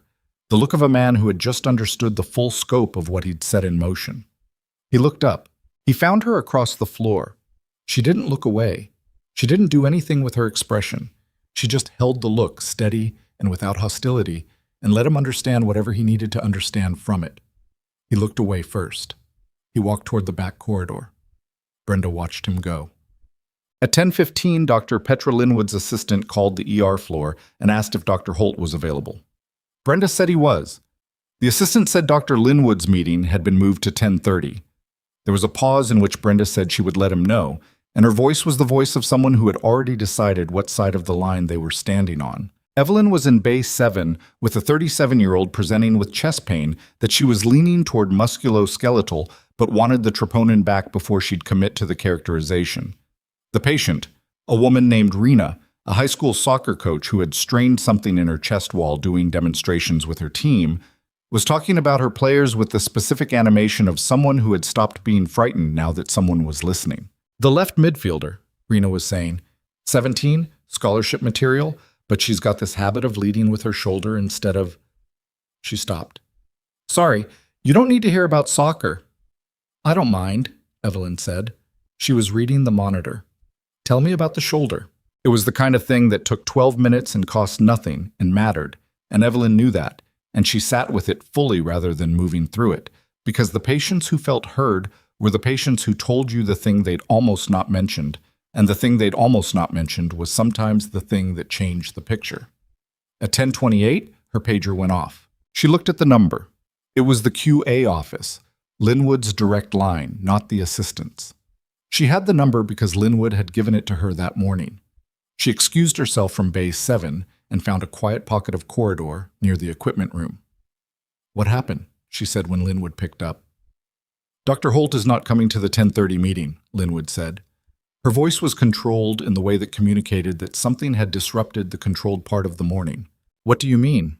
I mean that between my assistant's call to the floor at 10:15 and now, he has called the hospital's CMO directly and requested an emergency meeting with hospital leadership to contest what he describes as a retaliatory administrative action. Linwood paused. He is claiming that the footage review was initiated in response to a complaint filed by you, which is not accurate, and that the characterization of his corridor conversation constitutes a misrepresentation of informal clinical discussion among colleagues. Evelyn was quiet for a moment. He's going up, she said. He's going up, Linwood confirmed, and the CMO, Dr. Warren Schultz, is old school, trained in the same program as Holt, has been at this hospital longer than anyone currently in administration. He's not corrupt, but he is... She chose the word carefully. He is disposed to trust the account of a physician he has worked with for 9 years over a QA review that's less than 24 hours old. What does that mean for the meeting? It means the meeting is now at the CMO's discretion, not mine. Schultz's assistant called me 12 minutes ago and said the 10:30 has been postponed pending Schultz's own review of the record. A pause. Schultz has not yet seen the footage. He has heard Holt's version of events. Evelyn leaned against the wall of the corridor. She looked at the floor. She thought about the 9-year relationship between two men in the same institution, the specific gravity of that kind of long-standing professional alliance, the way it created a kind of structural inertia that individual documentation struggled to move. "How long does Schultz need?" she asked. His assistant said he'd have a decision by end of day. Linwood's voice was doing something careful. "I want to be honest with you. Schultz has the authority to close the QA review and reassign the matter to peer review, which is a slower process with different standards of evidence. If he does that, the footage doesn't disappear, but its weight in the proceeding changes significantly. And Holt knows that." "Yes," Linwood said. "He knows that." She stood in the corridor for a moment. She thought about Del Rey's letter. "I hope it gets less complicated." She thought about Rourke's voice. Every one of them is willing to testify to it. She thought about the shape of what was happening, the familiar geometry of it, the way institutions move to protect themselves, the way that protection sometimes looked like principle and sometimes looked like inertia, and was sometimes difficult to tell apart from the inside. "Dr. Linwood," she said, "the commendation from the military unit is it part of the formal review record? It will be once you submit it." "What if there were additional documentation," she said, "from the unit's medical officer, a clinical assessment of the care provided with the surgical outcome included?" Linwood was quiet for a second. "That would carry significant weight in a peer review proceeding. An external clinical assessment from a credentialed military medical officer corroborated by surgical outcome data." She stopped. "Do you have that?" "I know who to call," Evelyn said. "Then I'd suggest calling quickly," Linwood said, "before Schultz makes his decision." Evelyn ended the call. She stood in the corridor with her phone in her hand and thought about Rourke, who had told her he'd documented the day. She thought about Dr. Price at Vance General, who had called her mid-surgery and had listened to her assessment and had told her in 3 words that it was consistent with what she was seeing. She thought about the outcome: Del Rey in recovery, the hepatic hemorrhage controlled, the posterior approach that the surgical team had used based on a field assessment done in a hospital bay by a nurse who was, technically, already suspended at the time. She thought about what Rourke had said. "I'm telling you what exists." She pulled up his number. He answered on the second ring. "I need the unit's medical officer to submit a formal clinical assessment to our QA office," she said. "Surgical outcome data included. Today, if possible." A pause that lasted exactly as long as it took a man like Rourke to assess a situation and make a decision. "Give me the fax number," he said. She got it from the QA directory and read it to him. 2 hours, he said. "Thank you." "Chief," his voice was even. "Don't thank me yet." He ended the call. She put her phone in her pocket. She went back to Bay 7, where Rena's troponin had come back negative, and the chest pain was tracking musculoskeletal exactly as she'd expected. And she sat with Rena for another 4 minutes and told her what she needed to know about managing the strain and returning to coaching. And she listened to the part about the left midfielder's shoulder habit one more time because Rena had circled back to it. And when she left the bay, she did so with the clean, complete feeling of a thing properly finished. She was charting at the nursing station at 11:40 when Weston appeared beside her with an expression she had not seen on him before. "There's a man in the waiting room," he said. "He's been there about 20 minutes. He's not a patient. He's not family." He paused. "He asked for you by name. He said to tell you his name is Schultz." She stopped typing. "He's here?" she said. "Waiting room," Weston said. "He didn't call ahead. He just showed up." She looked at the waiting room through the glass partition. She could see a man in his mid-60s, in a suit rather than a white coat, sitting in one of the plastic chairs with a tablet in his hands, and the posture of someone who was accustomed to being the most senior person in any given room and was waiting, not impatiently, for the room to acknowledge that. Warren Schultz, CMO. Here in person. Not in his office reviewing the record. Here. Which meant either he had already reviewed it and had come to deliver a decision face-to-face, which was unusual, or he had come before reviewing it fully, which was more unusual, and she did not yet know which of those was true and what either of them meant for what happened next. She saved her chart. She stood up, and her pager went off a second time. Not the QA line, not Linwood, But the trauma bay alert, the specific tone that meant incoming critical, and over the PA, the triage desk announced, "Trauma team to Bay 1, trauma team to Bay 1, and the floor shifted again the way it had shifted the day before. And Weston moved toward Bay 1 without being asked, and Brenda was on the phone, and through the ambulance bay window, Evelyn could see the lights of an incoming rig already in the service drive. She looked at the waiting room. Schultz was looking at his tablet. She looked at the ambulance bay.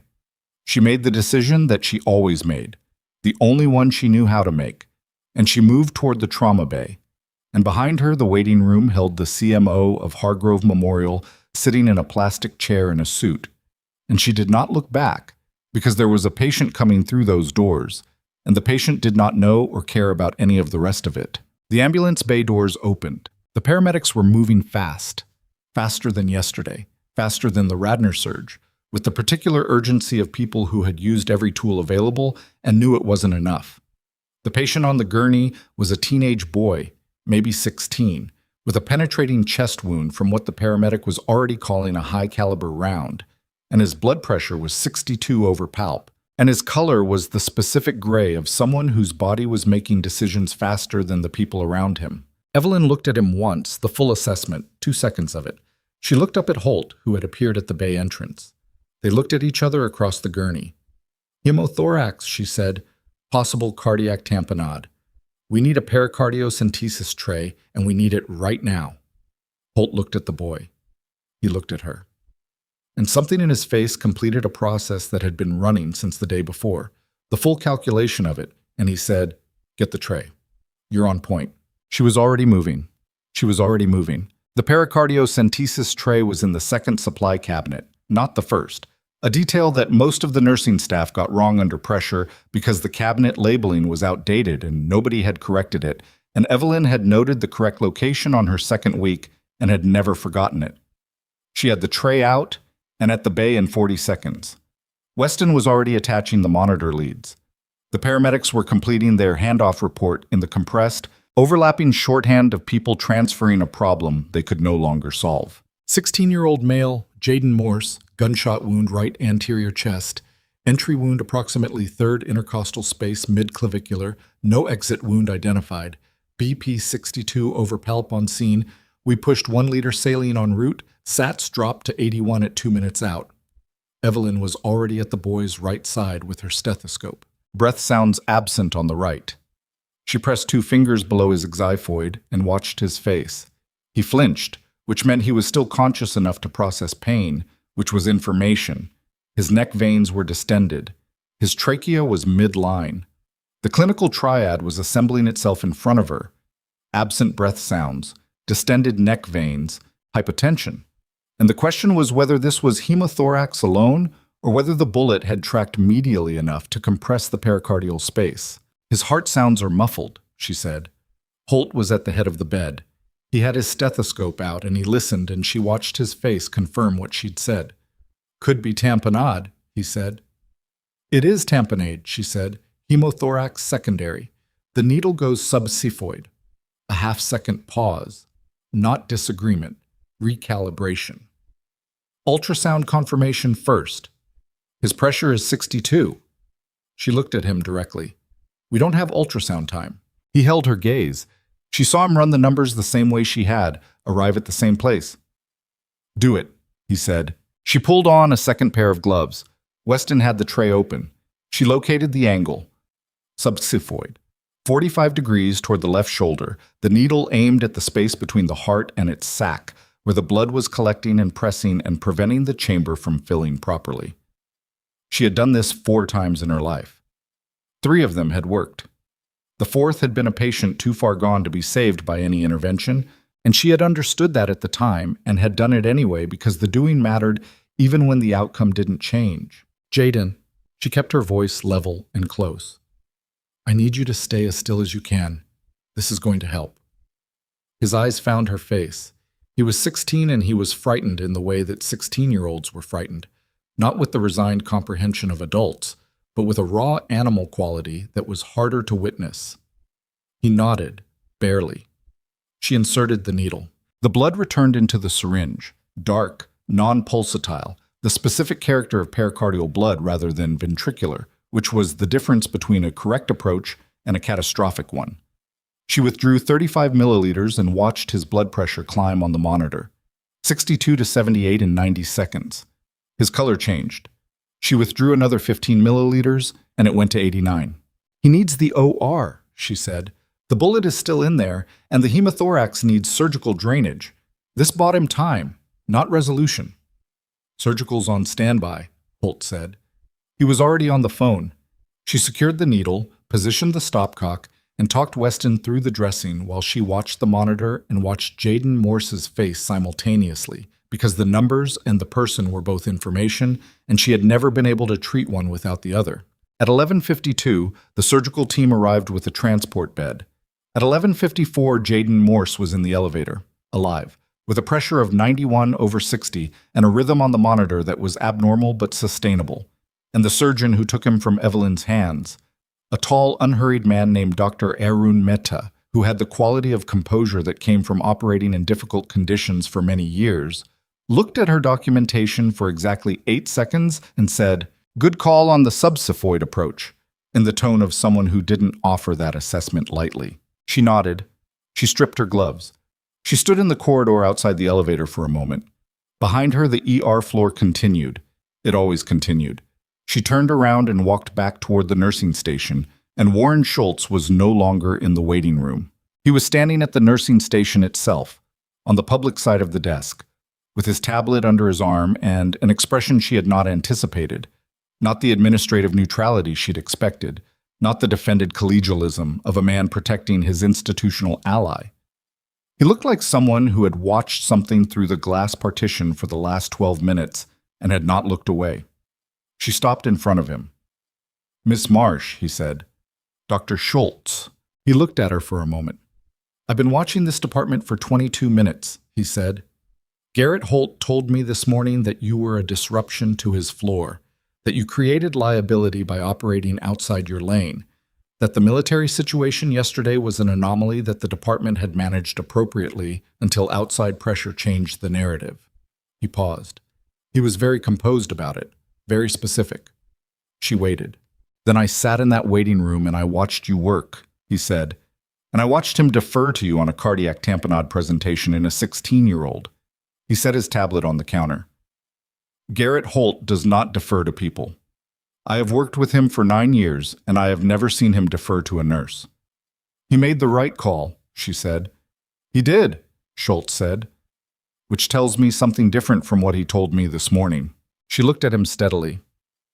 "Have you seen the footage?" "Linwood sent it to my office 40 minutes ago. I've seen it." His jaw moved. "All of it." The words in the corridor, Holt's voice, precise and composed once we document it correctly, sat between them without needing to be named. "What do you need from me?" she asked. "Nothing," he said. "I need to go have a conversation with Garrett Holt." He picked up his tablet. He looked at her once more, and the expression on his face was not comfortable. It was the expression of a man revising something he had believed for a long time, which was more honest than a clean pivot would have been. "The review proceeds under Linwood's authority, not peer review. That decision is made." He paused. "I'm sorry it took me until this morning to make it." She nodded. He walked toward the administrative corridor. "Fun." Linwood called at 12:30. "The unit's medical officer submitted," she said. "Full clinical assessment, surgical outcome data, corroborating note from Dr. Price, Advanced General." A pause. "Ms. Marsh, the document includes Delray's discharge prognosis. Full recovery expected. The posterior approach the surgical team used is specifically cited as a factor in hemorrhage control." She let that land. "Price signed it herself." "I know," Evelyn said. "She's thorough. The combined record, your documentation, the security footage, the military commendation, the external clinical assessment is now the basis of the formal review. Schultz has confirmed my authority over the proceeding." Another pause, shorter. "I'm meeting with Dr. Holt at 2 o'clock, with HR present and legal observing." "What should I expect after that?" "I can't predict his response, but the record is complete and it doesn't have gaps." Linwood's voice was careful, and also, underneath the careful, something that had more weight to it. Whatever he says in that room, the footage says something else. And that's not a contest he can win. Evelyn was at the supply room again, not restocking this time, just standing in the relative quiet of it, the hum of the overhead fluorescent and the distant percussion of the floor outside. She had eaten half a granola bar at 9 and nothing since. Her feet hurt in the specific way that feet hurt after a sustained operational tempo, the deep ache of standing on hard floors in moments of sustained concentration. She was very tired, not the kind of tired that sleep fixed, the other kind. "Dr. Linwood," she said, "whatever happens in that room, I want to be clear about something. I'm not looking to end his career." A silence. "That may not be your decision to make anymore," Linwood said. Not unkindly. "The footage is what the footage is. That's separate from what you want." She absorbed that. "I know. What you can control is your part of the record," Linwood said, "which is, for what it's worth, the clearest clinical documentation I've reviewed in a decade in this role." She paused. "Go eat something. You sound like you're running on empty." She hung up. She found the other half of the granola bar in her jacket pocket and finished it in the supply room. And she thought about what Linwood had said. That may not be your decision to make anymore. And she thought about the difference between seeking a consequence and being responsible for one. And she decided that the line between those two things was real even when it was thin. She was on the floor at 1:15 when Brenda appeared at her elbow with the specific purposeful energy of someone carrying information they needed to deliver before it became irrelevant. "Decker came to see me," Brenda said. Evelyn glanced at her. "When?" 20 minutes ago. He asked to speak to me privately." She paused. "He told me that the morning after the Fenwick situation, when Holt was talking to Voss and him in the corridor, Holt specifically asked him to add a note to his resident log characterizing your conduct as a pattern of independent decision-making that bypassed physician authority." She said it flatly, without editorial, just the shape of the thing. "Did Decker write the note?" Evelyn asked. "He said he didn't. He said he told Holt he wasn't comfortable, and Holt let it go." Brenda paused. "He wanted me to know in case it mattered." "It matters," Evelyn said. "Tell him to put it in writing and get it to Linwood's office before 2 o'clock. Brenda nodded. Then she said, in a different register, "I've been thinking about what you said last night, about what I was protecting." She looked at the floor briefly, then back up. "I've been running this floor for a long time. I know what it looks like when a physician is managing a situation versus managing a person. I knew the difference yesterday morning." She paused. "I chose the wrong thing." Evelyn looked at her. "I know," she said again. She wasn't going to make it easier than it was or harder than it was. "What are you going to do with that?" Brenda was quiet for a moment. "Whatever I should have done yesterday," she said. That was enough. That was, in fact, more than Evelyn had expected, and she did not say that because Brenda didn't need to know what she'd expected. What Brenda needed was to make the right choice, which she appeared to be in the process of making, and Evelyn was not going to get in the way of that. "There's a patient in Bay 8 who needs a medication reconciliation done," Evelyn said. "Elderly woman, came in from the Sycamore Road Care Facility. The intake form has 3 medications listed that don't appear in her pharmacy record, and I want someone experienced to go through it." Brenda straightened slightly. Back to function. The way professionals reoriented. "I'll handle it." "Thank you," Evelyn said, and meant it straightforwardly. The 2 o'clock meeting ran until 3:40. She knew this because Weston tracked the administrative wing foot traffic the way floor nurses track things they weren't supposed to be tracking, with the peripheral alertness of people who understood that institutional decisions made in upstairs rooms had direct consequences for the work they did down here. At 3:42, he appeared at her side while she was reviewing discharge paperwork and said, with an expression she couldn't entirely read, "Holt just left the building. Not his shift end. He just left." She finished the discharge note. "Okay." "His coat is still in his office," Weston said. "His parking badge is in the bin at the nursing station. He left them." She looked up. Leaving your coat and your parking badge was not the behavior of someone who had accepted a reprimand and returned to normal operations. It was the behavior of someone who had walked out of a room and not come back. She thought about what Linwood had said. They either own the mistake or they escalate.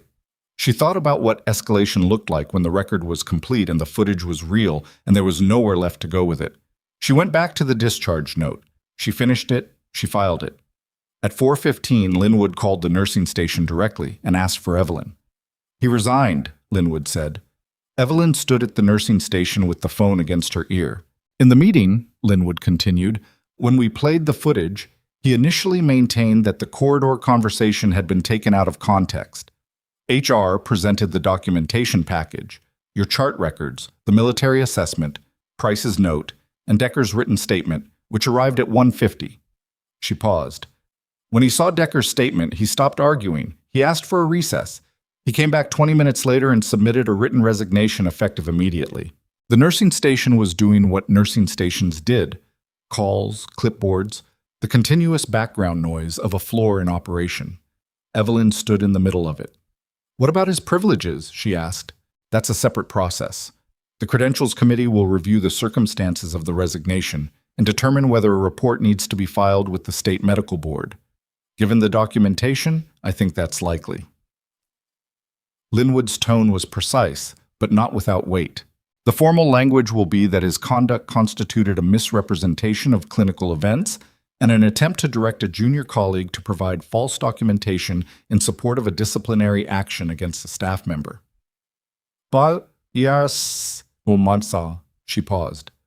That's a reportable offense. The State Medical Board, not an internal reprimand, not a quiet departure with a clean record. A report, a proceeding, a public record, the kind that followed a physician's license the way a shadow followed a person, permanently attached.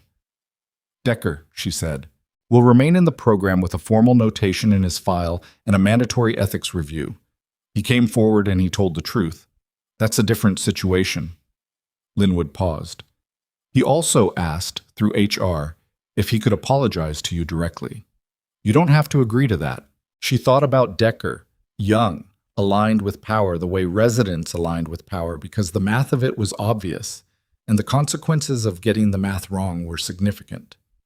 She thought about the moment in the corridor on the footage where he'd said, "Is that accurate? That it was a pattern?" And she thought about the fact that he had not written the note. Tell him he can stop by the floor when his shift ends, she said. It doesn't need to be formal. All right, a pause. Schultz is going to make an announcement to the department at 5 o'clock. Staff meeting, trauma bay, everyone on the floor. Another pause, longer. He asked me to let you know in advance. What kind of announcement? The kind that addresses what happened, Linwood said.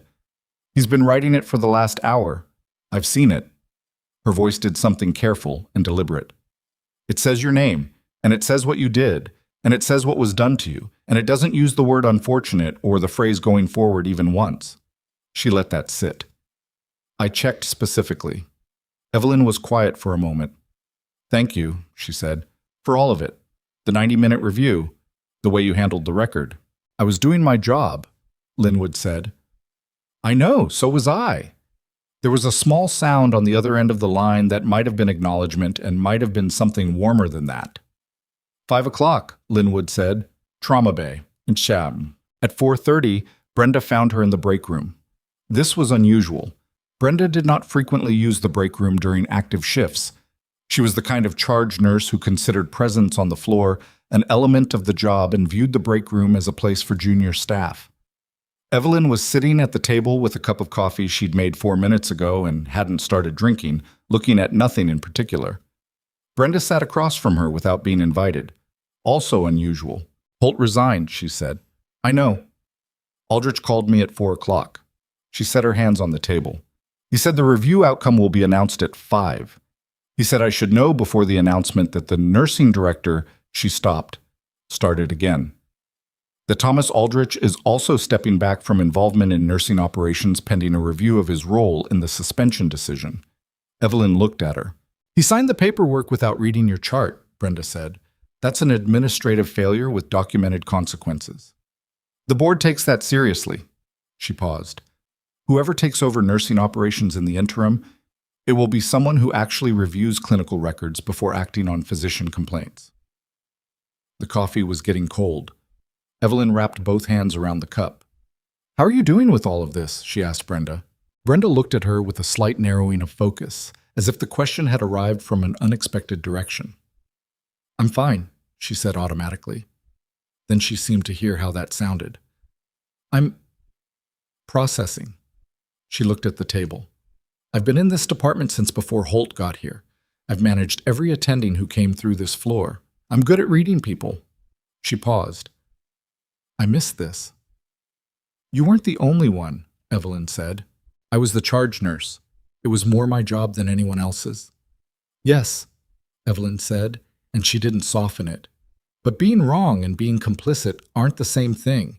You drew the line last night when you told Holt about the footage instead of letting him walk into Linwood's office uninformed. That's not nothing. Brenda looked at her. You noticed that. I noticed most things. A silence that was different from the ones earlier in the week. Not the charged silence of institutional conflict, but the quieter kind. Two people sitting with the residue of a long 2 days. The department's going to need steady hands when Schultz makes that announcement, Brenda said. Staff are going to have questions. Some of them are going to be angry. Some of them are going to be unsettled because the person they organized themselves around is gone. That's true, Evelyn said. I'm going to need help managing that, Brenda said. The coffee was cold. She drank some of it anyway. I'll be on the floor, Evelyn said. The 5 o'clock staff meeting was in the trauma bay.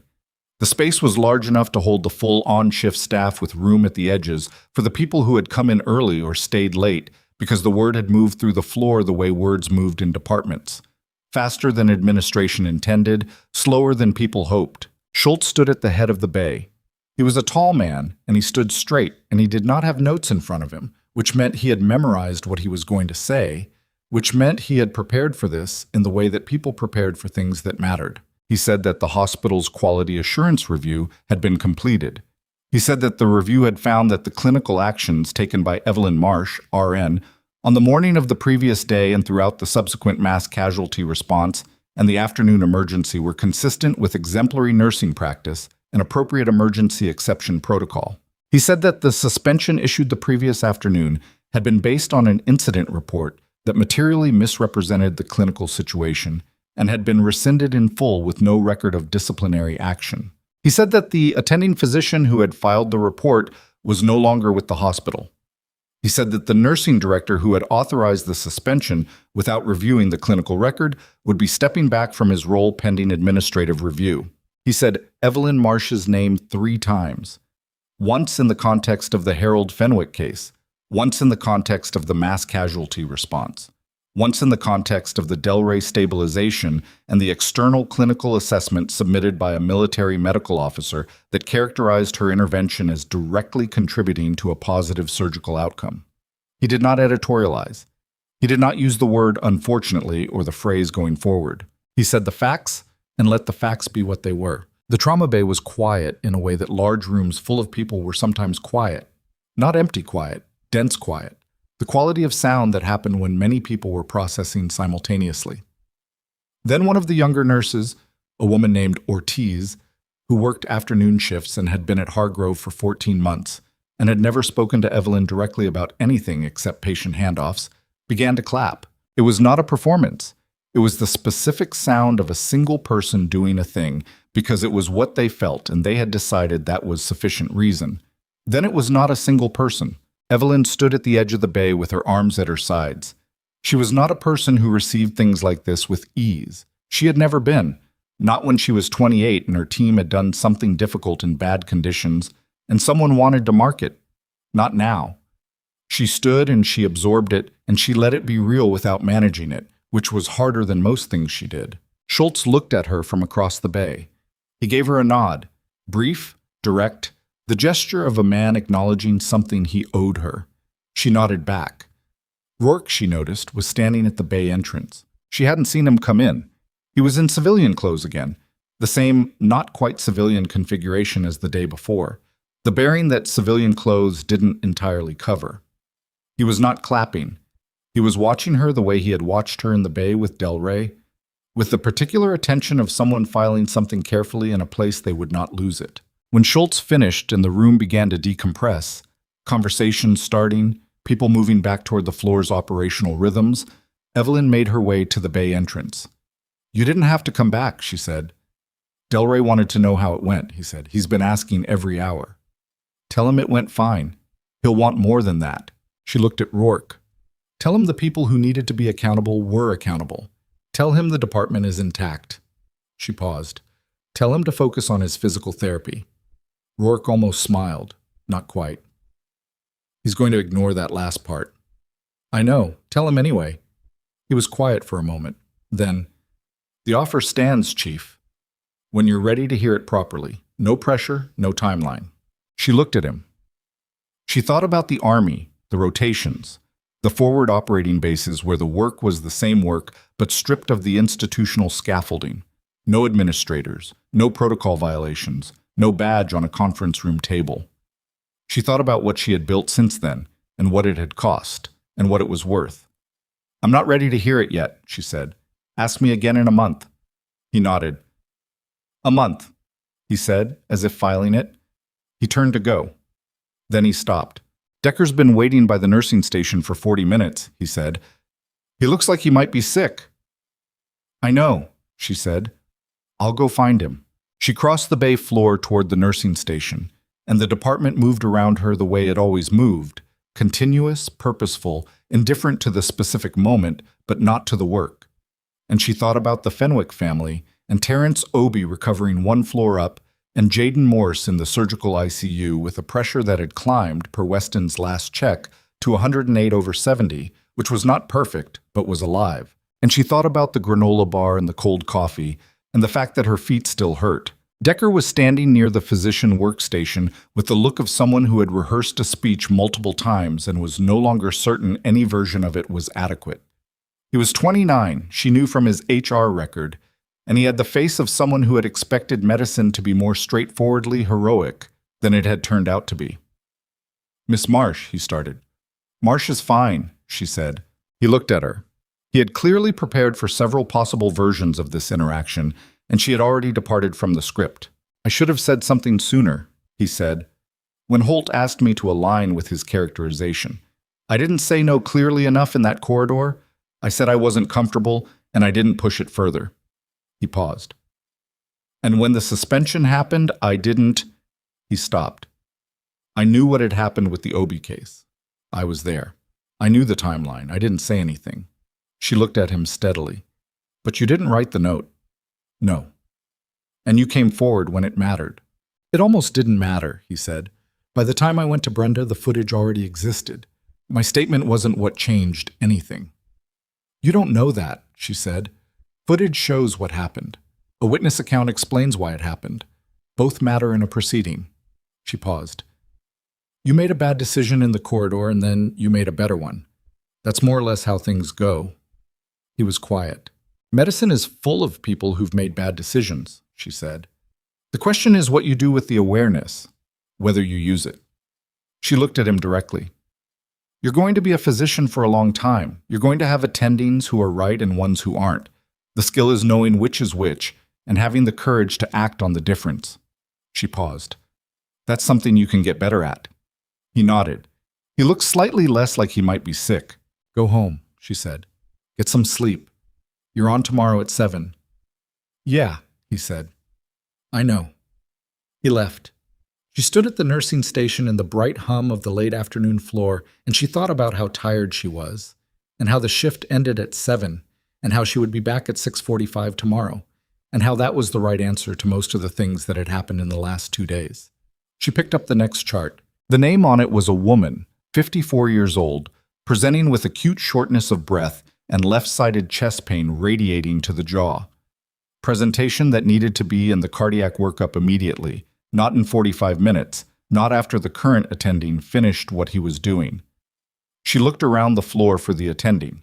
A physician she hadn't worked with before. A woman named Dr. Sean Viramontes who had covered this morning and stayed on for the afternoon. She found her near bay too. This chest pain presentation in the waiting room needs a 12 lead now, Evelyn said. Left-sided, jaw radiation. The description on intake is consistent with STEMI equivalents. Viramontes looked at the chart. She was younger than Holt had been, and she read fast. Agreed. Let's get her in. They moved together toward the waiting room, which was the right direction, the only direction, and behind them the nursing station held the rest of the board and all its names, each one a specific person with a specific situation, waiting. Evelyn pushed through the waiting room door. She looked at the woman in the chair, small, gray-haired, holding her own left arm in the way people held an arm that was radiating pain they didn't understand. And she crossed the room and she crouched to eye level, and she said, "I'm Evelyn. We're going to take good care of you." The woman looked at her. "I've been waiting 40 minutes, she said. Her voice was thin and frightened. "I know," Evelyn said. "I'm sorry. We have you now." She helped her to her feet, and as they moved through the door to the floor, the woman said, "Are you a doctor?" "No," Evelyn said. "I'm a nurse." And then the charge nurse desk phone rang, the direct line, and Brenda picked it up, and Evelyn heard her voice change on the other end. The shift she knew now, the recalibration. And Brenda looked across the floor at Evelyn with an expression that held something unresolved in it, something Evelyn could not immediately read. "Marsh," Brenda said. Her voice had a quality to it that stopped the floor for half a second. "There's a call coming in from the State Medical Board's licensing division." She paused. "They say they're calling about you." The room held still. "About me," Evelyn said.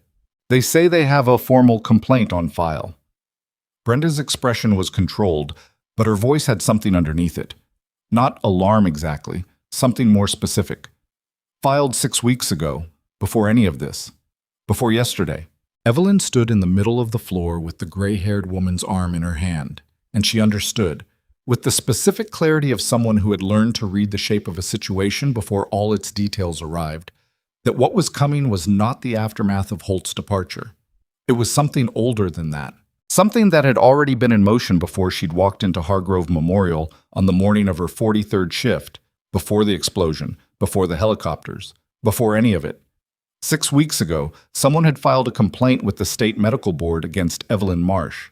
And Garrett Holt had been at this hospital for 9 years, and she had been here for 8 months, and 6 weeks ago was long before yesterday's corridor conversation, long before the suspension, long before she had done anything that anyone in this building could have seen clearly enough to act on.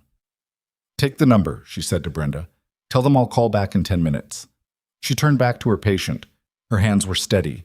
Her mind was already working. She walked the gray-haired woman through the door and got her into Bay 5 and called for the 12 lead, and she did all of it with her full attention, because the woman's name was Celeste Armand, and she was 54 years old, and she had been sitting in the waiting room for 40 minutes, holding her own arm, and she deserved someone's full attention right now, not the divided kind. Viramontes ran the EKG. The tracing showed ST elevation in leads 2, 3, and a VF, with reciprocal changes in a VL, inferior STEMI, textbook, the kind that needed a cath lab in the next 90 minutes, or the damage it was doing became permanent. "Cath lab activation," Evelyn said. "Calling it now," Viramontes said. They moved together through the protocol. Aspirin, heparin. The cardiology team paged. The cath lab coordinator on the line within 4 minutes. Celeste Armand gripped Evelyn's hand while Viramontes explained what was happening, and Evelyn let her grip it and did not pull away, because that was also part of the work, the human part that did not appear in any protocol document. "Am I going to be okay?" Celeste asked. "You came in at the right time," Evelyn said. "You told us what was happening. That matters more than you know." It was true. It was not a reassurance offered to make someone feel better. It was a clinical fact dressed in plain language, and Celeste seemed to understand the difference, because she exhaled and loosened her grip slightly and let the team do what they were doing. At 6:12, the cardiology team took Celeste Armand to the cath lab. At 6:15, Evelyn called the State Medical Board's licensing division back. The woman who answered gave her name as Investigator Deanna Halpert, Licensing Compliance Division, and her voice had the particular quality of a state bureaucrat who had been doing this work long enough to have lost most of her assumptions about what people were or weren't capable of. She was not unkind. She was precise. "We received a complaint filed 6 weeks ago," Halpert said, "alleging a pattern of conduct at your previous place of employment, Morrow County General in Tucson, that included unauthorized clinical interventions, falsification of nursing assessment documentation, and conduct unbecoming a licensed medical professional." Evelyn stood in the quiet pocket of corridor near the equipment room that had become, over the past 2 days, her default space for conversations that required concentration. Who filed the complaint? She asked. Complainants are confidential during the investigative phase, Halpert said. What I can tell you is that we received a secondary filing from Hargrove Memorial Medical Center approximately 36 hours ago, initiated before any of yesterday's events, that characterized your conduct here in similar terms. 36 hours ago, which was before the suspension, which meant before Holt had been given any formal reason to act on the suspension itself. She processed the timeline. 6 weeks ago in Tucson. 36 hours ago at Hargrove. Both filings in the same language, both predating the events that had surfaced everything else. What does the investigation require from me? She said. A formal response to each allegation, with supporting documentation within 30 days. You're entitled to legal representation. Your license remains active during the investigative phase, unless the board determines there is a risk to public safety that requires emergency suspension. A pause. Based on the complaint as filed, that threshold has not been met. I'll submit a formal response, Evelyn said. I'd like the full complaint text, both filings, sent to me in writing. That will go out tomorrow morning. Halpert paused. Ms. Marsh, I'm going to tell you something that is slightly outside my standard language, and I want you to understand I'm doing it because this situation warrants it. Another pause. We have received, in the last 4 hours, unsolicited documentation from a quality assurance officer at Hargrove Memorial, from the medical officer of a military special operations unit, and from a trauma surgeon at Vance General, all speaking to the quality and accuracy of your clinical practice. That documentation is now part of the investigative record, whether or not you formally submit it yourself. She paused one more time. I am not telling you the outcome of the investigation. I am telling you that the record, as it currently stands, is not one-sided. The corridor hummed. Somewhere on the floor, a call bell sounded and was answered. Thank you, Evelyn said. 30 days, Halpert said. Get legal representation. The line went quiet. She stood in the corridor for a moment with the phone in her hand. She thought about Morrow County General in Tucson. She thought about the 3 years she had spent there before coming to Caldwell. The specific character of that place. A hospital with good intentions and a department chief who had not liked her from the first month. A man named Dr. Frederick Olt, who had managed her the way some physicians managed nurses they considered threats to the hierarchy, through accumulated small exclusions and the strategic use of institutional process. She had left Morrow County cleanly, on her own terms, or she had believed she had. She thought about the filing date, 6 weeks ago, which was approximately 4 weeks after she had submitted a formal safety concern to Morrow County's quality department about a prescribing pattern she had documented over 3 months, a pattern of opioid orders that did not track with patient diagnoses in ways that had made her deeply uncomfortable. She had submitted it through the correct channel. She had been told it would be reviewed. She had left the hospital 2 weeks later. She understood now the full shape of what she was looking at. Sandra Fee, the hospital's legal counsel, was still in the building. Evelyn found her in the administrative wing at 6:45, preparing to leave, and Fee looked at her expression and set her bag back down without being asked. Tell me, Fee said. Evelyn told her. All of it. The Halpert call, the 2 filings, the timeline, the Morrow County context, the prescribing pattern concern she had submitted before leaving Tucson. She told it in order, without editorializing, and watched Fee's expression shift from listening to processing to the particular focused attention of someone who had just seen the full structure of a problem. The complaint language, Fee said. Halpert said both filings used similar terms. Unauthorized clinical interventions, falsification of nursing assessment documentation, conduct unbecoming. That's template language, Fee said. That is not language 2 separate institutions independently arrived at to describe 2 separate situations. She picked up her legal pad. The Morrow County filing. Do you have any documentation of the safety concern you submitted there? I have a copy of the submission. I kept it. Of course you did, Fee said, with the tone of someone who meant it as a genuine compliment. I need that. And I need the dates? When you submitted the concern, when you gave notice, when the board complaint was filed. She was writing. If the complaint was filed after your safety submission and before your departure date, that is a retaliatory filing. That is a separate and significant legal problem for Dr. Alt, not for you. Evelyn sat across from her in the small administrative office with the printer toner smell and looked at the woman across the desk. "I wasn't looking for a legal battle," she said. "I know," Fee said. "But someone started one. The question is whether you're going to finish it." She looked up.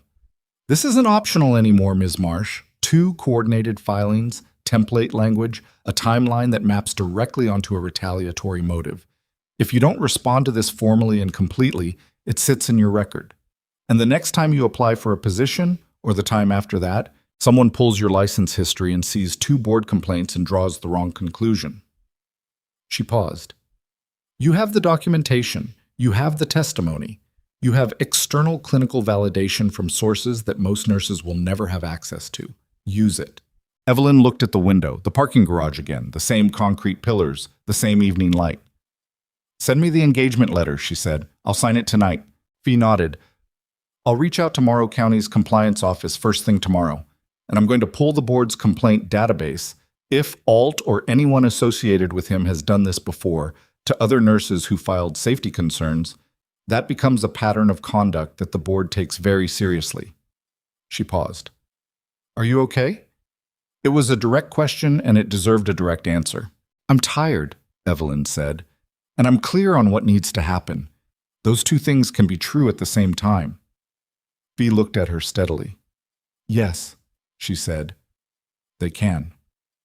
She left the hospital at 7:40. The shift had ended 40 minutes earlier, and she had stayed because there was a handoff to complete and a chart to close and a call to Fee to finish. And she was still doing those things when the clock moved past 7, because the clock moving past 7 was not a fact she had ever given much authority over her behavior. The parking garage was cold and quiet. Her car was where she had left it. She sat in the driver's seat and did not start the engine immediately. She thought about Frederick Alt. She had never particularly feared him while she was at Morrow County, had managed his particular style of institutional authority the same way she had managed all the versions of it she had encountered, by doing her work clearly enough that the work itself was the argument.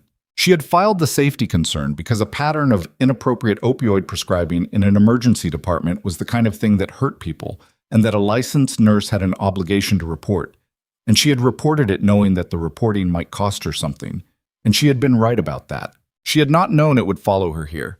She had not predicted the specific mechanism, but she had known, in the general way that people who had spent their lives operating in institutional environments knew, that doing the right thing and receiving institutional protection for doing it were not the same guarantee. The difference was the documentation. She had kept everything, every submission, every date, every response and non-response. She had kept it the way she kept clinical records, completely, contemporaneously, in a form that would hold up when someone needed it to hold up. She had not known when she would need it. She had known she would. She started the engine. She drove home through the dark streets of Caldwell, which were quiet at this hour, the particular quiet of a mid-sized city settling into its evening, and she did not listen to the radio because the stereo mostly didn't work, and also because she wanted the quiet. The next 3 weeks were the most bureaucratically intensive of her professional life outside of the Army, which had its own category of paperwork that nothing in civilian medicine had yet surpassed.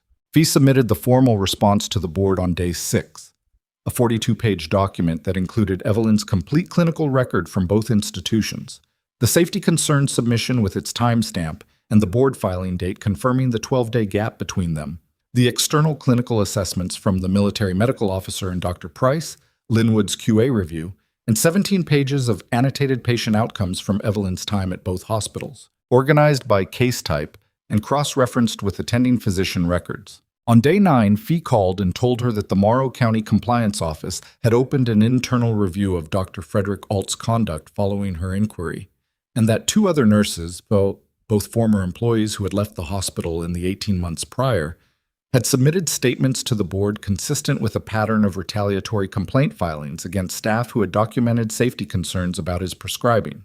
2 other nurses who had filed safety concerns, who had left, who had each received a board complaint within weeks of their departure. 3 nurses, across 18 months, who had done the right thing and been punished for it through the same mechanism, in language so similar that the board's investigative analyst flagged it as potentially coordinated within 48 hours of receiving Fee's response. On day 11, The Velmar County Medical Board notified Hargrove Memorial that it was opening a separate investigation into the circumstances of Evelyn's suspension, citing the QA documentation and the security footage as the basis for a potential finding of retaliatory professional interference. The notification was addressed to hospital administration.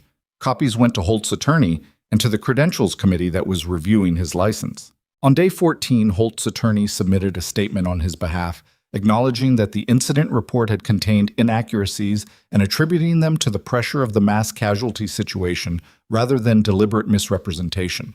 The board's investigative panel reviewed the security footage for the fourth time and found that explanation inconsistent with the recorded content. On day 17, Fee called at 7 in the morning, which was when Evelyn was already in her car, already driving to the hospital. The board dismissed both complaints, Fee said. Full dismissal, no findings against your license, record cleared. The formal letter will arrive in 3 to 5 days. She paused. The alt investigation is separate. That's still ongoing, and you may be contacted for a statement, but your record is clean. Evelyn sat at a red light on the corner of Meridian and 5th, in the particular early morning light of a city that hadn't fully woken up yet. Both complaints, she said. Both, Fee confirmed.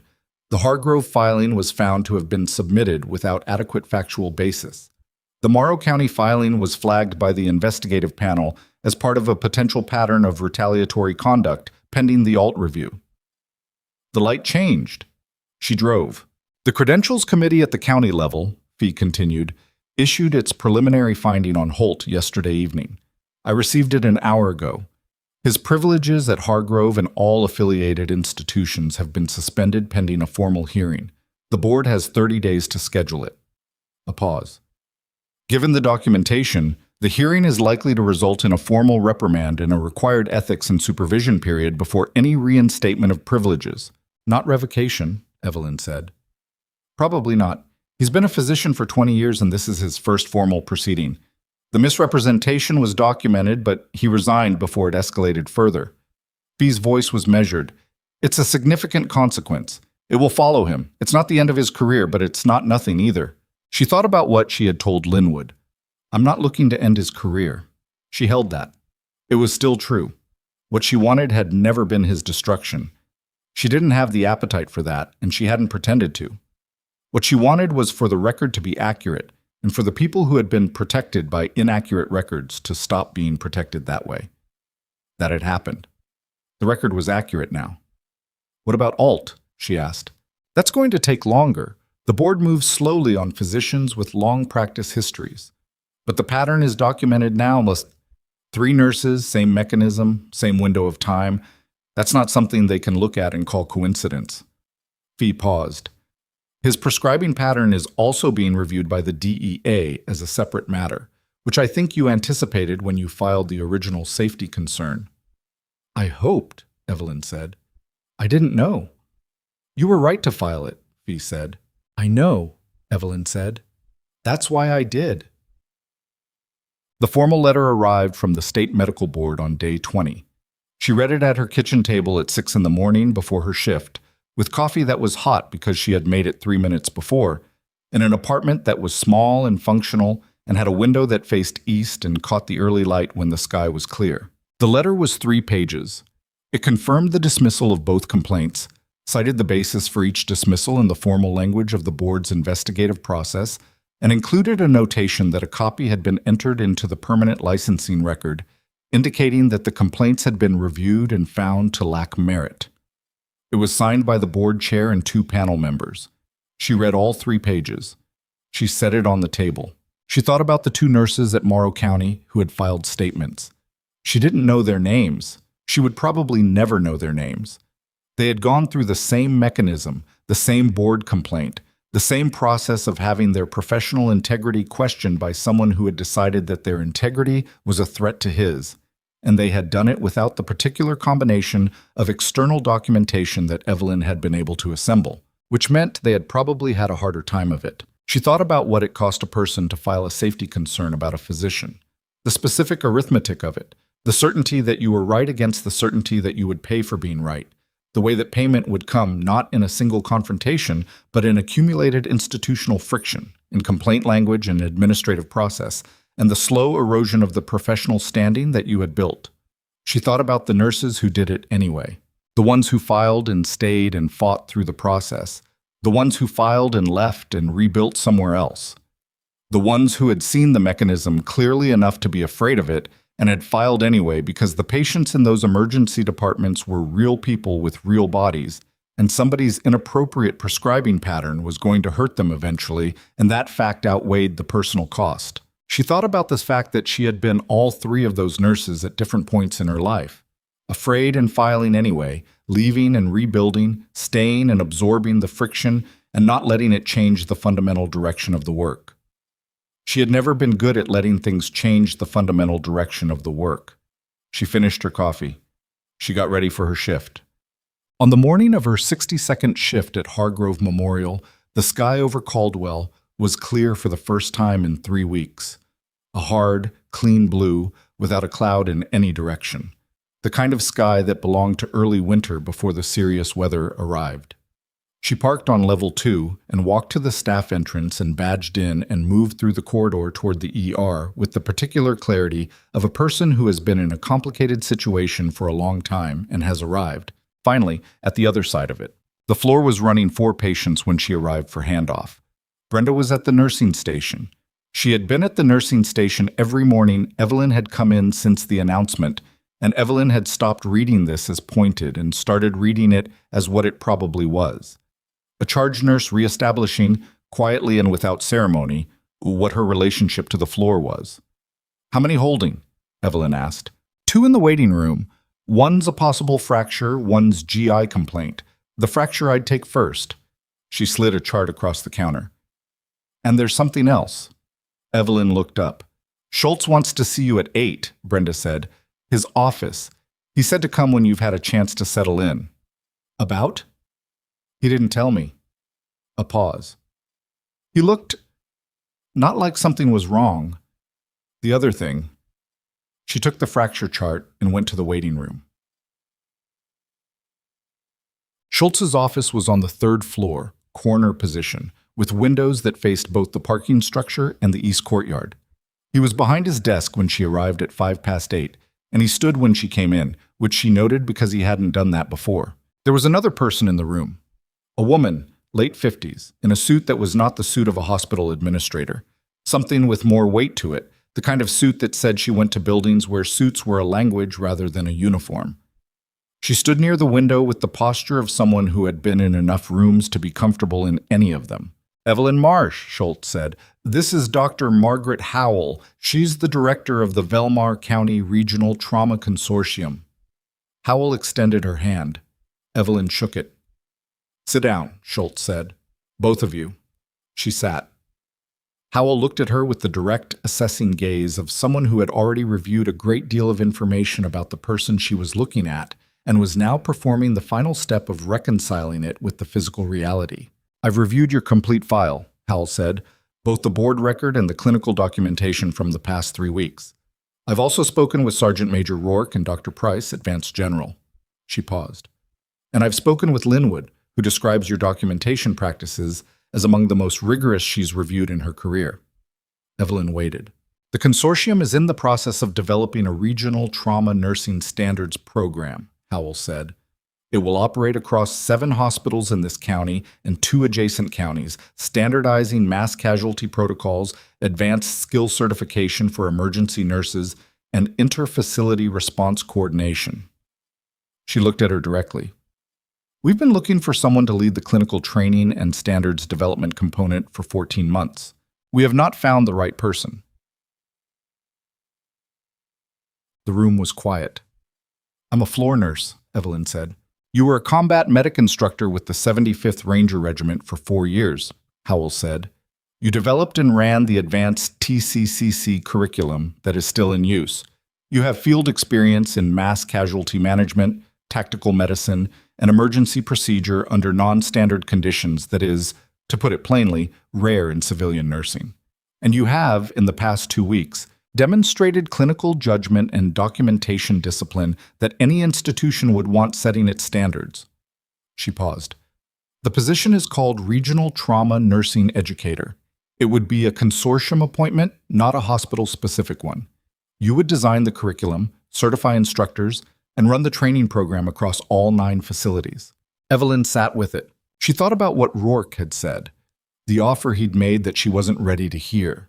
She thought about the Army, the forward operating bases, the specific satisfaction of watching someone learn a skill that would save a life they didn't know yet they would need to save. She thought about Decker in the corridor, young and learning the wrong things from the wrong teacher, and what it would mean to have the right teachers, properly trained, in every emergency department in the county. She thought about the 2 nurses at Morrow County whose names she didn't know.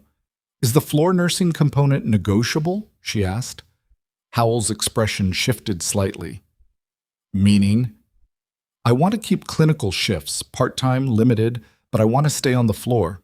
She paused. Standards mean nothing if the person writing them has stopped seeing patients. Howell looked at Schultz. Something passed between them. Not surprise, something more considered. That can be structured, Howell said. 12 to 16 hours a month, ER floor here at Hargrove, as part of the appointment. She paused. That's actually a better model than what we had designed. I'd want to build that into the program documentation. Evelyn looked at the window. The east courtyard, the hard clear sky, the trees stripped down to their winter shapes. When would you need an answer? She said. By end of next week, Howell said. But I'd rather you take the time you need to think about it properly than give me an answer that isn't the right one. She nodded. She stood. She shook Howell's hand, then Schultz's. I'll be in touch, she said. She walked out of the office and down the corridor toward the elevator, and she pressed the button for the first floor, and when the doors opened, she walked back into the emergency department and picked up the next chart on the board and went to work. She called Rourke that evening. He answered on the 3rd ring, which meant he wasn't mid-operation, which meant she could talk without time pressure. Howell came to see me, she said. I know. He paused. I may have said some things. What kind of things? The accurate kind. She sat at her kitchen table with the board dismissal letter still on it, and through the east window the last of the evening light was fading in the way it faded in early winter, fast and without ceremony, the sky going from amber to gray to dark in the time it took to have a short conversation. Delray's been asking, Rourke said. Tell him I'm thinking about it. He'll ask what that means. Tell him it means I'm thinking about it. A pause. She could hear distantly the background sounds of wherever he was. Not a bass, something quieter. His own kitchen, maybe. His own evening. Chief, he said, for what it's worth, the program Howell is building, it's the right thing. And the person who builds it matters as much as the structure. He paused. You've been doing the work in isolation for a long time. This is doing it with reach. She thought about that word. Reach. The specific radius of influence that moved outward from a single person doing a thing correctly. The nurses they trained, the patients those nurses would save, the secondary and tertiary effects that spread out into the future in ways that couldn't be tracked or claimed but were real nonetheless. She thought about 11 years of Army service. She thought about a junior medic in a TCCC course being made to do a tourniquet 16 times. She thought about a surgical approach to a posterior hepatic laceration and a man who had woken up from anesthesia with his life intact. I know, she said. Then what are you thinking about? She looked at the letter on the table. The formal language, the board seal, the 3 signatures at the bottom. The record, corrected. The record, accurate. Her name in a document that said what it should say about her. Finally, completely, with no gaps or mischaracterizations, the full shape of it visible. I'm thinking about the 2 other nurses, she said. Rourke was quiet. From Morrow County, she said. The ones who filed safety concerns before me. I don't know what happened to them. I don't know if they found other positions or if the complaints followed them or if they're still in medicine. She paused. I'm thinking about the fact that they didn't have what I had. The documentation, the external witnesses, the record that held up. They filed the same concern I filed and they took the same hit, and they went through it without the specific combination of circumstances that made my situation resolvable in 3 weeks. She paused. The program Howell wants to build is about mass casualty protocols and advanced certification, she said. But a program with that kind of institutional reach could also do something else, could build something around documentation practice, around how nurses record what they observe and when and in what form, so that when the institutional machinery turns on them, and it will keep turning on people, that's not going to stop. The record is there. The record is complete. She paused. That's part of what I want to build into it, if they'll let me. She heard Rourke exhale slowly. Call Howell, he said. Tell her that part. I'm going to, she said. Tonight? She looked at the clock. 8:14. Not unreasonable for a professional call to a woman in a suit like that one. Tonight, she said. She ended the call. She sat for a moment in the kitchen with the letter and the empty coffee cup and the east window that had gone fully dark. She thought about the specific weight of the last 3 weeks, which had been real weight. The kind that accumulated in the body, in the shoulders, in the hours of sleep that were shorter than they should have been. She thought about how tired she was, and how that tiredness was different from the tiredness that came from running on empty, because this tiredness had a clean edge to it, the tiredness of someone who had done the thing that needed doing rather than the tiredness of someone still trying to figure out what the thing was. She thought about what it meant to spend a career being the person in the corner that nobody looked at twice, and what you could do with that position, and what you could accomplish with the quiet and the patience and the particular discipline of a person who had learned to work without recognition because the work was the point, not the recognition, and what it meant when the recognition arrived anyway, earned rather than chased, complete rather than partial, and what you did with it when it came. You didn't rest in it. You used it for the next thing. She picked up her phone. She called Howell. 6 weeks later, the Velmar County Regional Trauma Consortium held its inaugural Staff Development Day at Hargrove Memorial. The trauma bay had been reconfigured for the morning session, chairs arranged in the round, simulation equipment set up in the adjacent bay, the projected curriculum outline on the screen at the front showing the full 12-month arc of what the program intended to do across 9 facilities. Evelyn stood at the front of the room. She looked at the people who had come. Emergency nurses from 7 departments, medics, a few residents, 3 charge nurses, including Brenda, who was seated in the second row with her notepad already open. Howell was at the back. Schultz was present for the first 30 minutes and then would leave, which was the right call. This was not his room to occupy. She had 45 minutes for the opening session. She had prepared it carefully. She had also prepared for the reality that prepared remarks in front of rooms full of emergency department personnel had a way of departing from the prepared version, because emergency department personnel had good instincts and asked the questions that needed asking. And the honest response to those questions mattered more than the version she had written at her kitchen table. She looked at the room. I'm going to start with something that isn't in the curriculum document, she said. We're going to spend today talking about protocols and certification and interfacility coordination, and all of that is real and necessary, and we'll get to it. But before that, I want to say something about why this program exists and what we're actually trying to do here, which is slightly different from what the official description says. She paused. Emergency medicine is full of people who see things clearly and say nothing, she said. Not because they're cowards, and not because they don't care, because the institutional cost of saying something clearly, especially when it contradicts someone with more authority, is high. And most people have run the calculation enough times to know what that cost looks like. The room was quiet. This program is about clinical standards, she said. It's about mass casualty protocols and advanced skill certification and interfacility coordination. And it's also about building a documentation culture in every emergency department in this county that is rigorous enough and complete enough that when a nurse sees something clearly and acts on it, the record of what they saw and what they did is unassailable. She looked at the room. Because the patients need nurses who act on what they see. And the nurses who act on what they see need records that protect them when the institution decides that what they saw is inconvenient. She let that sit. You are going to encounter physicians who are wrong, she said. You are going to encounter administrators who prioritize the wrong things.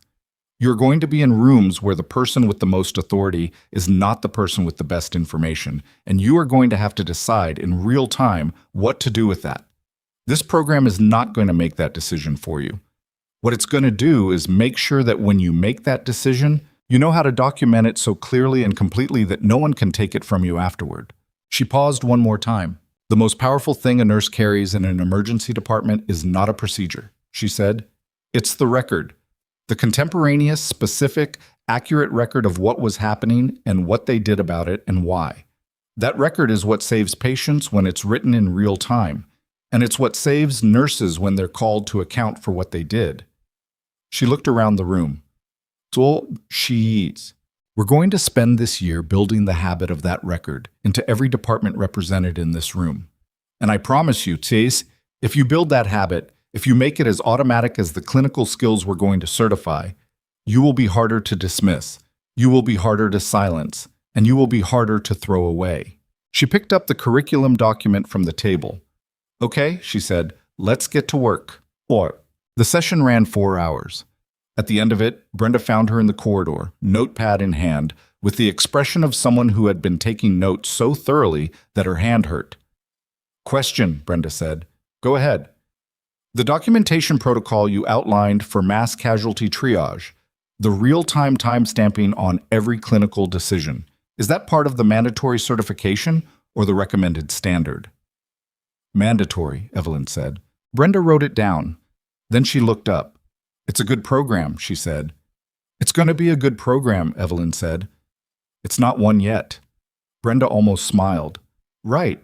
She tucked the notepad under her arm. You're on the floor at 3? 2:30, Evelyn said. I like to get the handoff before the handoff. Brenda nodded and turned and walked back toward the elevator with the purpose of someone who had things to do. And Evelyn watched her go and thought that 16 years of building something was not wasted just because it needed to be rebuilt slightly differently, and that the people who had been there long enough to know what was worth keeping were often the ones you needed most when you were building something new. She walked toward the stairwell, down one flight, through the door, into the corridor that led to the emergency department. The familiar sounds reached her before the door opened. The monitors, the call bells, the compressed, purposeful language of a floor in operation. She badged in. The board had 6 patients. One of them needed a medication reconciliation. One of them needed a procedure she had performed enough times that her hands would do it correctly before her conscious mind finished the instruction. One of them was a child, 7 years old, who had fallen from a tree and was in Bay 3 being brave in the way that 7-year-olds were brave, which was with absolute commitment to not crying and complete failure to achieve it. She went to the child first. She sat at eye level and she talked to him about the tree. What kind, how high, whether he'd done it before. And she let him answer while her hands did what her hands did, checking the arm, assessing the range of motion, reading the pain response with the specific attention of someone who had spent decades learning to read what bodies said when words weren't adequate. The child looked at her. Are you in charge? He asked. She thought about that. For right now, she said. Yes. He seemed to find this satisfying. He stopped trying not to cry and just cried, which was the right response to a broken arm, and she stayed with him while he did it, because that was also part of the work, the part that didn't show up on any certification document, the part that was simply one person present with another person in a difficult moment, steady and unhurried and completely there. Outside, the hard winter sky held. The floor ran, and Evelyn Marsh, who had spent a career being the person in the corner that nobody looked at twice, was at the center of it now, not because she had sought the center, but because she had done the work until the work could no longer be ignored, and because the truth, when it was documented carefully and completely, had a way of eventually being the loudest thing in the room. She had known that for a long time. She had simply been patient enough to wait for the room to catch up. There is a kind of strength that looks like silence, and the world is very bad at recognizing it until the moment it cannot afford to ignore it anymore. The nurses, the medics, the people who show up quietly and do the work without asking for the credit, they carry more than we see. They carry it every day. And when they speak, when they finally say the thing clearly and put it in writing and make it undeniable, the institutions that dismiss them discover what they should have understood from the beginning, that the person they underestimated was the most important person in the room. If you know someone like that, if you are someone like that, don't let them be quiet any longer than the work requires. The record matters, the truth matters, and so do you.